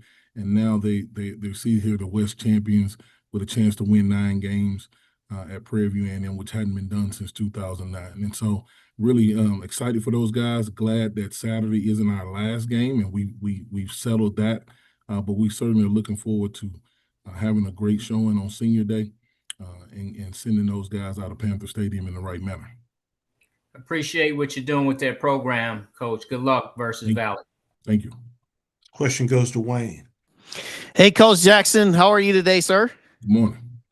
Congrats on clinching the West Division title as well. So my question for you is just pretty simple. How do you plan on using this last regular season game to prepare yourselves for the SWAC championship, considering that you also will have a bye week before that SWAC title game? Yeah, we plan on trying to win by any means necessary. One thing about us, man, like I said a minute ago, Prairie View A&M has not won 9 games since 2009. A lot of our kids were like in the first or second grade. I was a young coach then. I remember when they did that. Coach Frazier was here. It's been a long time. And so anytime you got a chance to do something that hadn't been done in a long time, you want to do that, because just like everybody else that might not be playing in the championship game is trying to propel themselves for the offseason and in recruiting, we certainly want to do those things as well while trying to win. And so we're going to go out here and get ready to play as this is the championship game, because that's just the way we do things within the program. It's funny you asked me that, because my neighbor asked me, well, we're going to sit people out because it doesn't matter if we win. And me and my neighbor ain't friends today, because every everything matters. We don't sit people out. That's not how we go about our business. This ain't the NFL. I don't understand why they do it there, to be quite honest. Competitors compete. And we certainly want a chance to win, man. We still got a lot of things we got to get cleaned up, and to have a regular season opportunity against a really good opponent that's going to present some challenges, to see our guys respond to those and try to win, man, that's invaluable. So we certainly going to put our best foot forward, because we know Coach Buckley is going to have them putting their best foot forward. Should be a really good football game on Saturday. Yeah, Coach, I knew you weren't talking about sitting anybody out. I was just asking just about, like, the preparation, but you answered it well. So I appreciate you as always, and good luck this week in your game against Valley. Thank you. Question goes to Terrence. Sorry about that. Hey, Coach, I know the mission is still ongoing, so it's not complete. But I wanted to find out from you. I mean, I remember your opening press conference and the statements that were made, the promises that were made about the success that this program was going to have. I wanted to know what was it that made was pretty much sight unseen, that this team could be on the track that it's on. Yeah, Terrence, I will tell you, man, I'm living off the prayers of my grandmother. Man, I know what I prayed for, and I know what's been prayed for me. Coaching is a calling for me. I ain't no preacher, man. My pulpit is outside on this field, and we're developing men. We're giving guys opportunities to have great futures. Some been in trouble, some transferred, some came here from high school. We just got a different way of doing things. And the difference is we actually believe in that. And so I didn't make any promises. I just told people what was going to happen. We've been here before, and it's no disrespect to anybody. We just really believe in what we believe in. And so it's shocking to me, just like it's shocking to some people that we said what we said. It's shocking to me that people don't believe us. So we just all have to go and play the game the way that we play. This is a really good conference. We got really good coaches, man. These coaches have coached at places I've only dreamed of. But the calling on my life is special, and I believe in it. And who am I not to voice when you have a calling on your life? And so I believe in what we believe in. We mentor kids, and we get great messages, and got guys coming back that have played for us at other places. They coming to see us here at Prairie View A&M. Got a lot of Prairie View A&M people that are really excited, and they should be, because our institution is elite. And so I don't know if we made any promises. We just kind of said what was going to happen. And when those things started to happen, and as they're happening, it's no surprise to me. There wasn't a lot of celebrating on Saturday. I don't know if you were there or not, Terry. Like, guys took pictures. The trainers and the cheerleaders took more pictures with the trophy than us. Man, we did what we did, and we went right back to work, because we know we're not done. We got a really good team coming in here this week, and then we get a bye week, and then we got to go and put it on the line against somebody, whoever that may be, and we'll all find out at the same time. When you say that, all I can tell you is that there's a calling on my life. I understand it. And as we talk, we're talking because of the prayers of other people and the calling that is on my life. And that's why it's really convicting to me, because I know whose I am, as they say. Okay. Thanks, Coach. Yep. Last question goes to Keisha Kelly. Hey, Coach, how are you? Good morning, Keisha. Good afternoon here from Atlanta. Congratulations on winning the West. Coach, when I interviewed you, you talked about how people weren't talking about Prairie View football during the summertime. No. Fast forward to November, and people can't stop talking about Prairie View football. What are the guys talking about? How are the guys feeling? Because you just talked about how they didn't really celebrate. It wasn't that many pictures. How are you keeping those guys locked in now that you know that you're playing in the championship game, first season as head coach at Prairie View? How are you keeping those guys' heads locked in for the rest of this season? We talk a lot about how we play and how we do things, how we ball. And the way that we ball is a day-to-day approach, hour to hour. Enthusiasm is play to play, not day to day, right? So what we try to do is teach our guys to be like enthusiasm. Take every play, take every hour, every single day, and make it a life of its own, and try to be better in those moments, right? And so we understand that people that get caught up in looking while they're driving, looking at other things, might get into a wreck. And we don't want to wreck. We want to keep our eyes focused on the matter at hand. And we call it being locked in so we don't get locked out of an opportunity.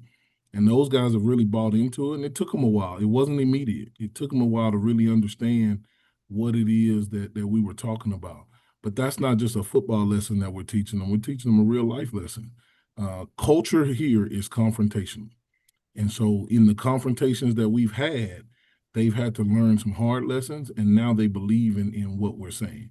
And so hopefully it continues. Hopefully those guys show the new guys as they start to come in January how we do things. But the reason why we've been able to do the things that we've done is because of the buy-in. Those guys don't want to be locked out, so they stay locked in. Well, good luck on this upcoming weekend. Happy Founders Day. And if you do make it to Atlanta, I remember our conversation, Coach. I appreciate you. Thank you. Coach, appreciate your time. Look forward to speaking to you again next week. Thank you. Go Panthers. Thank you. Next, we go over to Southern University and Coach McNair. Once again, questions, please utilize the raise your hand feature to get your question in the queue.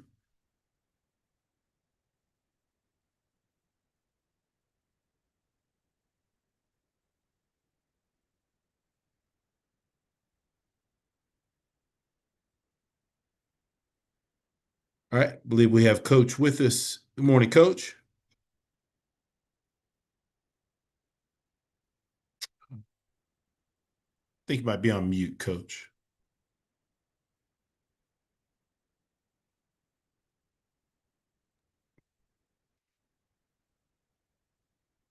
Can you hear us, Coach? Okay, for some reason you're on mute. Will it allow you to unmute your line there?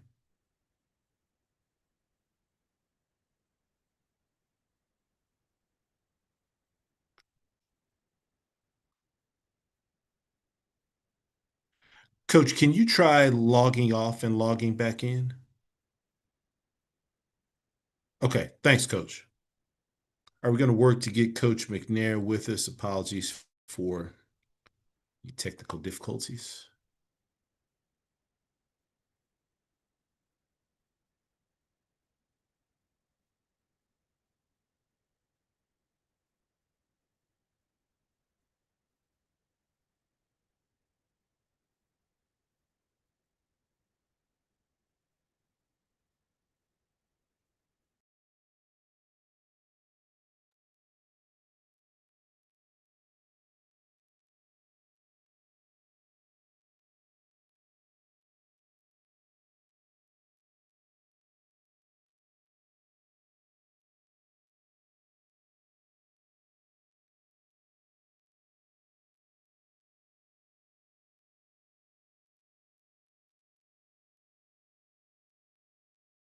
All right, we're going to work to get Coach McNair on with us. We do appreciate patience. I do believe that we have Coach Dishman with us on.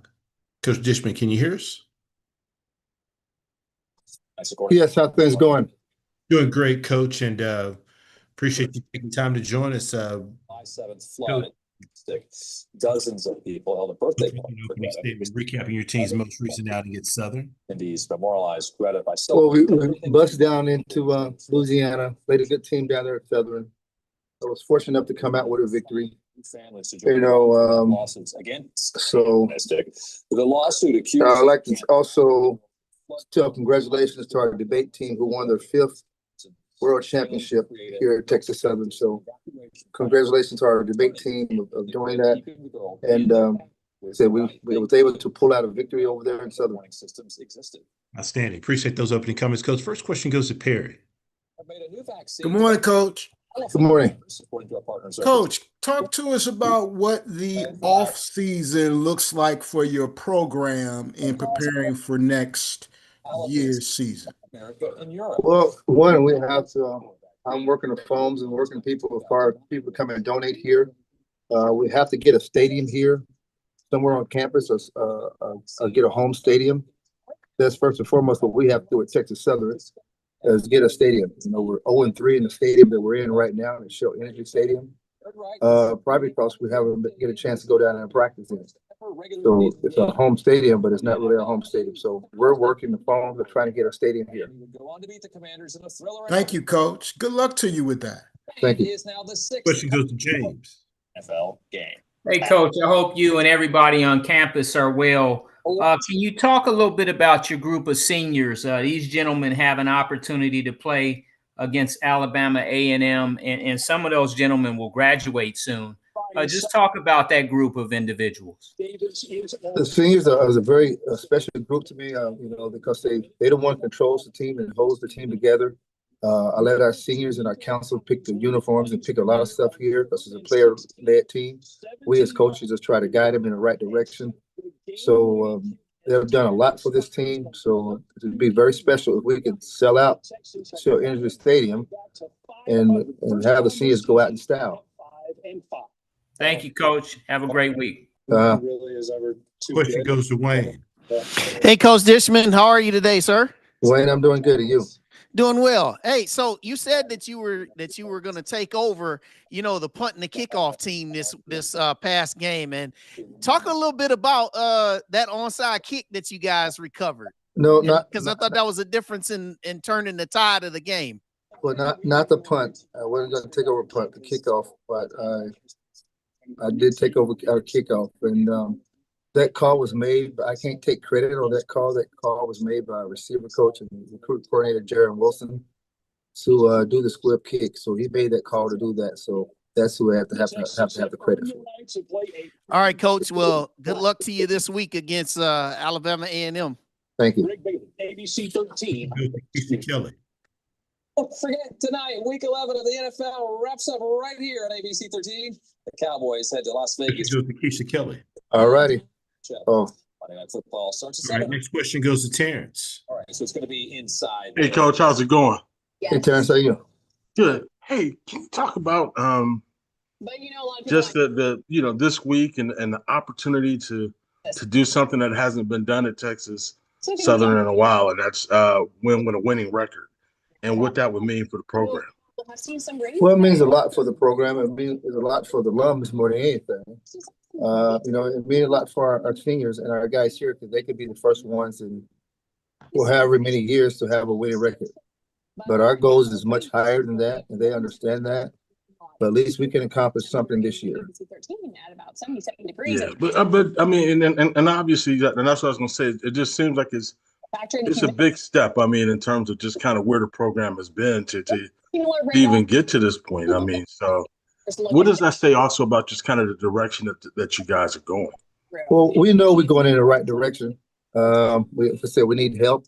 We know we're going in the right direction. We have some good people. I got a good staff here that's doing things right and doing right by these players. You know, APR is going to be up. We have more graduates than we have had over in the past years that anyone's graduating. So that's always exciting to see these young men go out in the world with a degree. Thanks, Coach. We'll take what we can get. Now we also have a lot of cloud cover overhead, but we Question goes to Dr. Cavill. As we head into the afternoon. Kenyatta Cavill, Dr. Cavill's inside the HBCU Sports Lab. Good morning, Coach. Good morning. So high temperatures, it's going to be. Job by all involved with that game. I had a chance to briefly talk with you before going into it, and you talked about, regardless of records, this was going to be a tough matchup. You're going to have to find a way for your team to come in there and do the things that you talked about in practice. Obviously, the way you closed out fighting back, players playing excellent on various sides of the ball. And now you get a chance to push that forward to close out the season in a very strong manner. Can you talk a little bit about how do you take the momentum you had in closing that game out and moving this for your seniors in their last home game? Well, we know that Alabama A&M is going to come up here and try to spoil our senior night. So we got to be able to build our P's and Q's and not let that happen first and foremost, because they're a good team. So we know it's going to be a fight to the end. You know, it's how the SWAC West is made up. You know, you got very good teams in this area, play some very good football, and there's no team that's more dominant than the next. We're all pretty much equal. Even 3 inches of rain over the No doubt about that. Good point, Coach. Good luck this weekend. Thank you. Take care. Coach, as always, appreciate your time. Look forward to speaking to you again next week. All right, have a great one. Thank you. Severe storms. Next, we're going back to Coach McNair. I do see that we have him with us. Good morning, Coach. Can you hear us? Morning. I can hear you guys. Can you hear me now? Yes, sir. Appreciate you working to get on with us. Coach, if you could start us out with an opening statement, recapping your team's most recent outing versus Texas Southern. Yeah, I thought it was a hard fought, evenly matched ball game in terms of both institutions playing a good game. It was senior day for us. We had 17 seniors that's going to be leaving us this year, and kind of hated for them guys to go out with a loss as a senior. But I thought the guys, they played very hard. We had several chances there before halftime to score a touchdown. We threw a pick right there to go up at least 14 points before half. We threw a pick there, and then defense did a great job of stopping them on that pick, going to halftime with a 7-point lead, and then we get the ball coming back out after halftime and kind of sputtered there for a little while. But it was a great game. Coach Disman did a great job with his guys on that side. Played a real hard fought ball game. Hats off to those guys for playing a real clean ball game. Appreciate those opening comments, Coach. First question goes to Perry. Good morning, Coach. Good morning. Coach, this past week, Toy Lloyd Brown did an article in The Advocate, the local newspaper there in Baton Rouge, talking about it's been since 1949 since the Southern University football team has not won a home football game. Can you talk about the state of the program there on the Bluff? As far as the program, I think the kids, they still upbeat. I mean, expectation always been high here at Southern. It's been a long time since it's been like this. But I never seen it being this way and not being a part of it.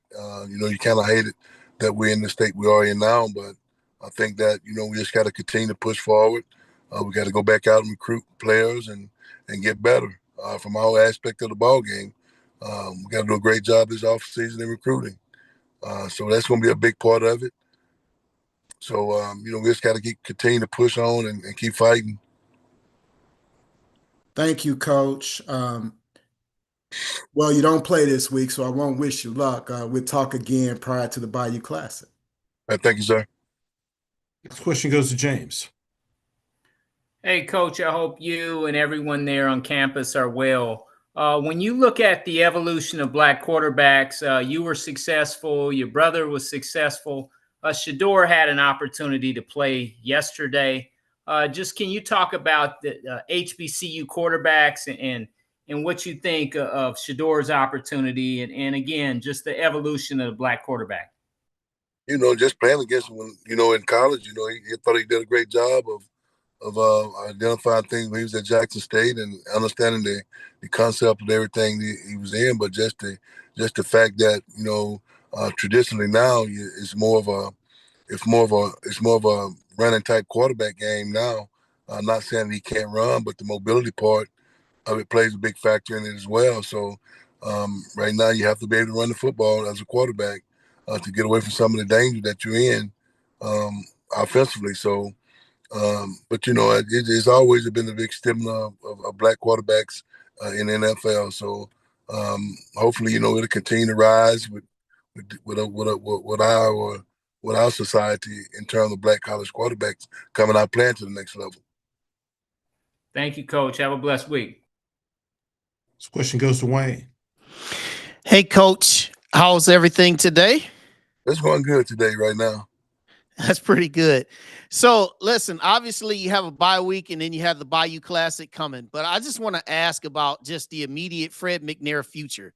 What does it look like right now? Is it just a week to week thing, or is it just really is, hey, I'm just going to evaluate everything for my future after the Bayou Classic? Well, that's part of it.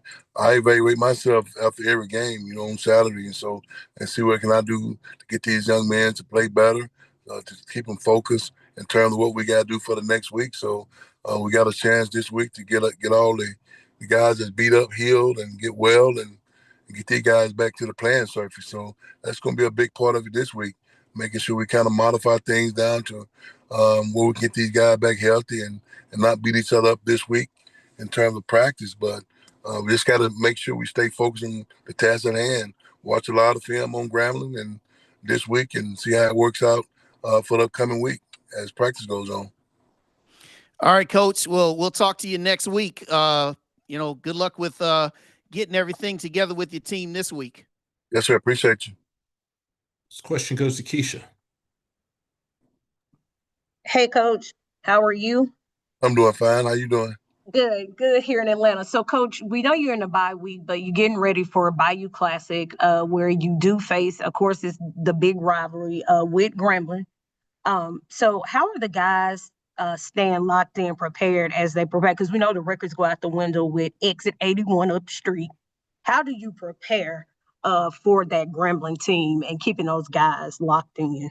The biggest thing is there's a self-motivation game, when you're playing your arch rivalry here in Louisiana, just kind of keep these guys focused on the task at hand and not try to get them too excited about this game. But, it's an up game. So hopefully these guys will be ready to play. And we as coaches got to make sure they are ready to play. So that's going to be the biggest focal points on this week, going into next week, making sure we keep these guys humble and understand that we got a very important ball game to play. Our last ball game, the Bayou Classic. All right. Well, good luck, Coach. I'll see you guys in New Orleans. Thank you. Last question goes to Dr. Cavill.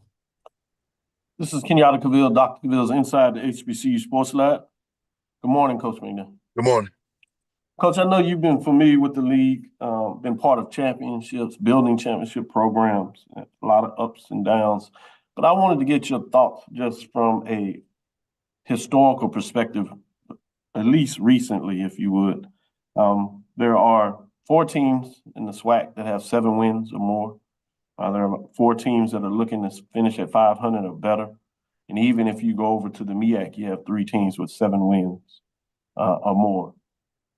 What do you see with the state of HBCU football overall in terms of the depth of the talented teams?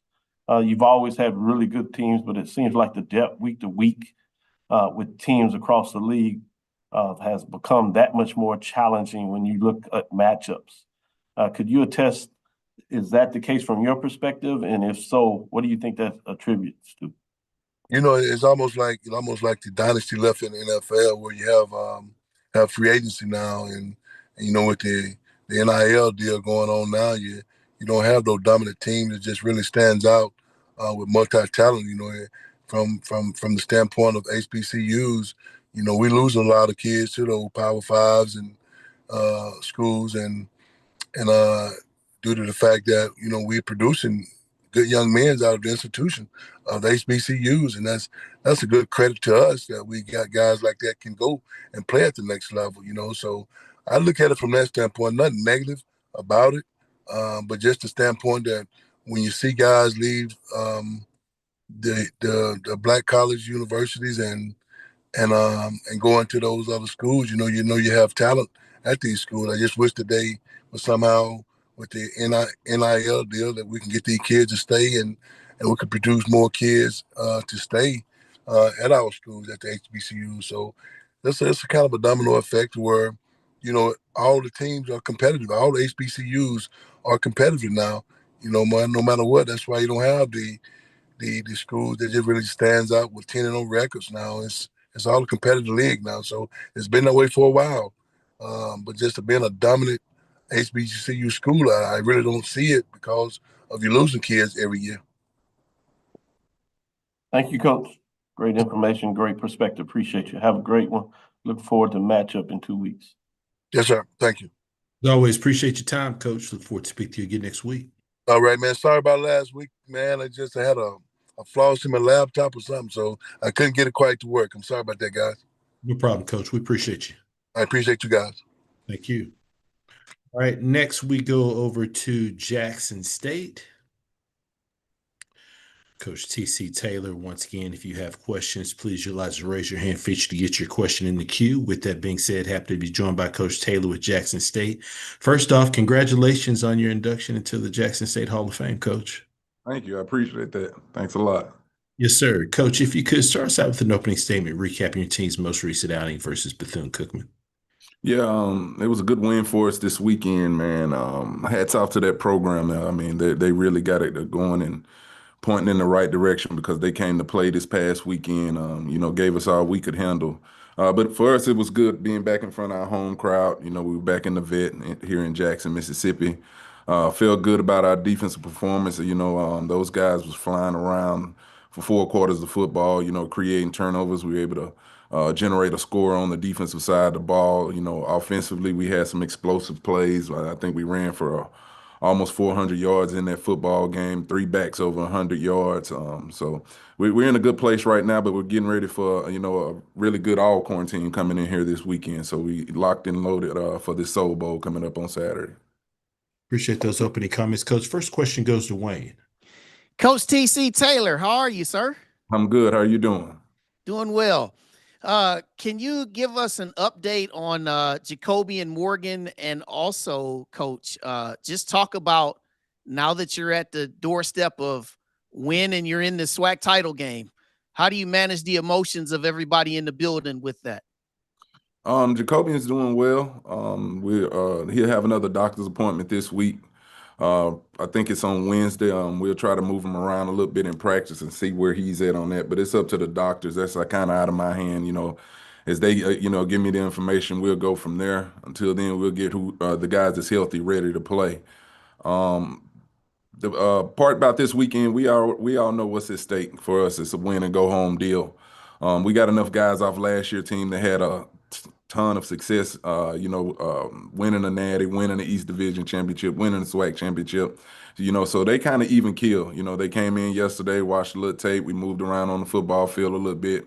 So they locked in, know what's at stake and know we got to play good football this weekend. All right, Coach, as always, I appreciate you. Good luck in the Soul Bowl. All right, thank you. Take care.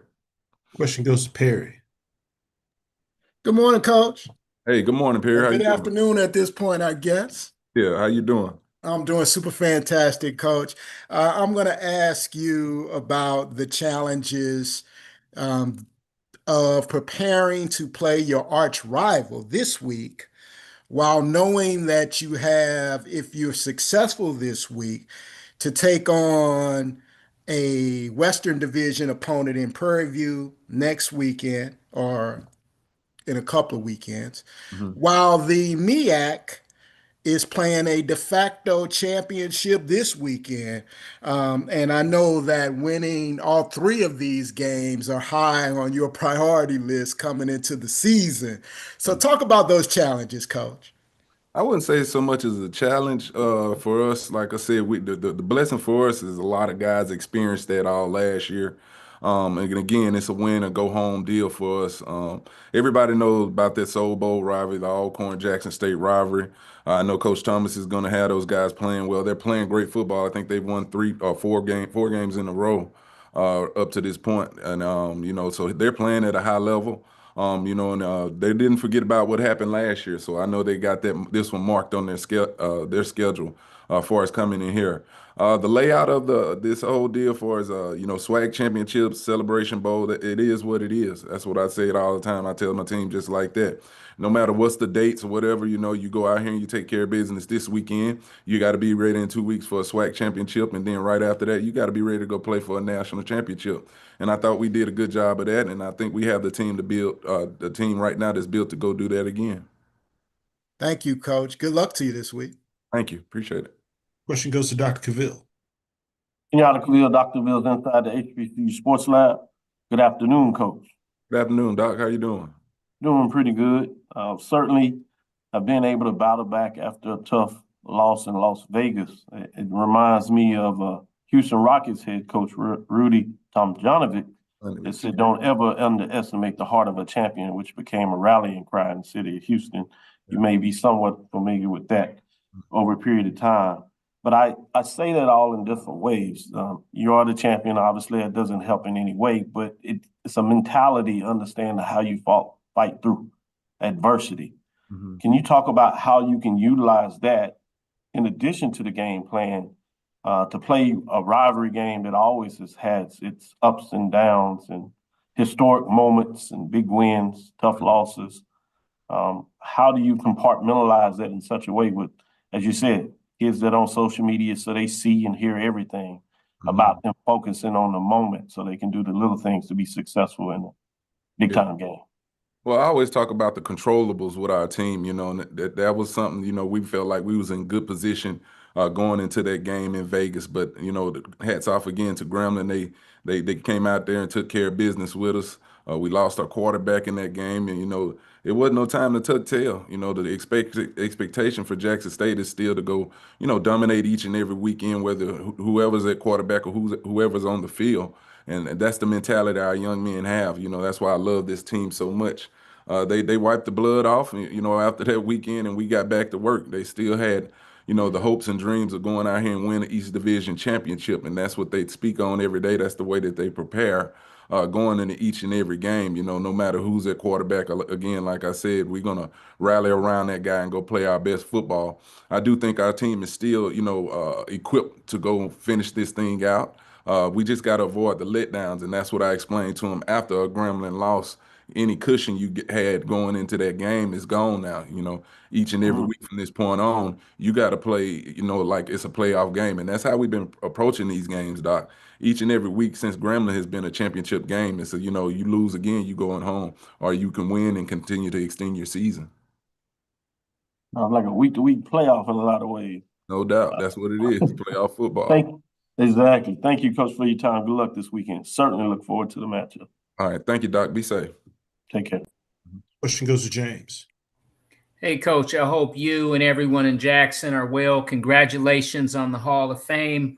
Talk a little bit about this rivalry, Jackson State and Alcorn, and what makes it different and, why it's so important. Yeah, I think it's kind of like more of a family divided. You got so many families that split down the middle that, went to Alcorn, and this brother might have went to Jackson State. That sister went to Alcorn. Heck, my wife went to Alcorn. I went to Jackson State. So it's more of a family divided type rivalry. I got a lot of great friends on that side that went to that school and, vice versa. But when it comes down to it, everybody looks forward to this game. It's the last game of the season that's on the schedule. The turnout is going to be crazy, and they're not far down the road from us and vice versa. So, I think that's the piece that makes it so cool as a rivalry, so great as a rivalry. And then you talk about some of the great players that played in it, Steve McNair, all the greats that's played here at Jackson State as well. So it's a big family divided deal. You'll have people from both schools sharing the same tailgate, but then, when you go into that stadium, they're going to part ways and go to their respectable sides and get after for 4 quarters. Thank you, Coach. Have a blessed week. All right, you as well. Thank you. Last question goes to Terrence Harris. Hey, Coach, how's it going? Good. How you doing? I'm good. Hey, I'm working on a story and just wanted to ask you, at what point do you start to evaluate, like guys who might jump into the transfer portal, guys who perform to a level where they may be looking to step up? I mean, when do you start to kind of evaluate that and start to figure out who you might have, going forward versus who might stay? In my experience, there's no way to prepare for it. You react. It's more of a reaction. There's no way to prepare for it because, the kids have all the power when you're talking about that transfer portal. But I think what they did now, taking that spring transfer portal away kind of may complicate things a little bit on, for us kids have to make a decision in December. So it may be a little more transparent for us and understanding who's going to be here and who's not. But, the kid can wake up any morning, any hour of the day and say he wants to go in that portal when those opportunities come. So you just read and react from it, and you go out and, try to get the best replacement, whether you go in the portal to get a young man out of there or you try to get a high school kid in here to replace those guys. And I thought what Coach McNair just said a little bit ago was interesting, too. Wanted to get your thoughts on it. Just what does this say? I mean, you're seeing so many conferences and schools, whether it's FCS or the FBS, who are coming in and basically trying to raid the SWAC for players. What does that say about the level of where the SWAC is at this point? I mean, it seems like it speaks well to it, but I'm sure it's a headache for you guys too. Not so much as for if you look at it overall, it's not a huge raid of your team like that. I think we only lost a couple guys. A receiver, I think, that ended up going on to move up. So it's really not a huge just raid of it. It's just the mindset of the young man, where he wants what's best for them. Of course, you have those top tier guys. Are going to be recruited. They're going to be recruited by that. But in the end, we protect ourselves by continue to just recruit at a high level.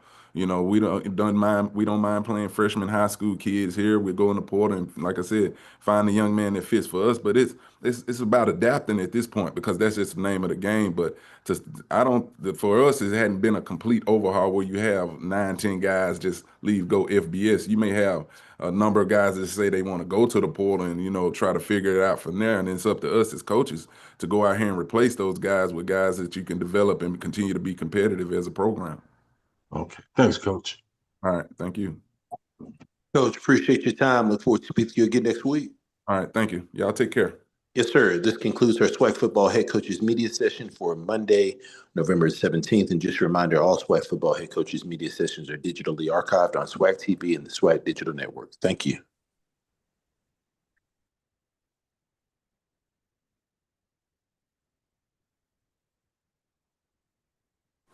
Thank you.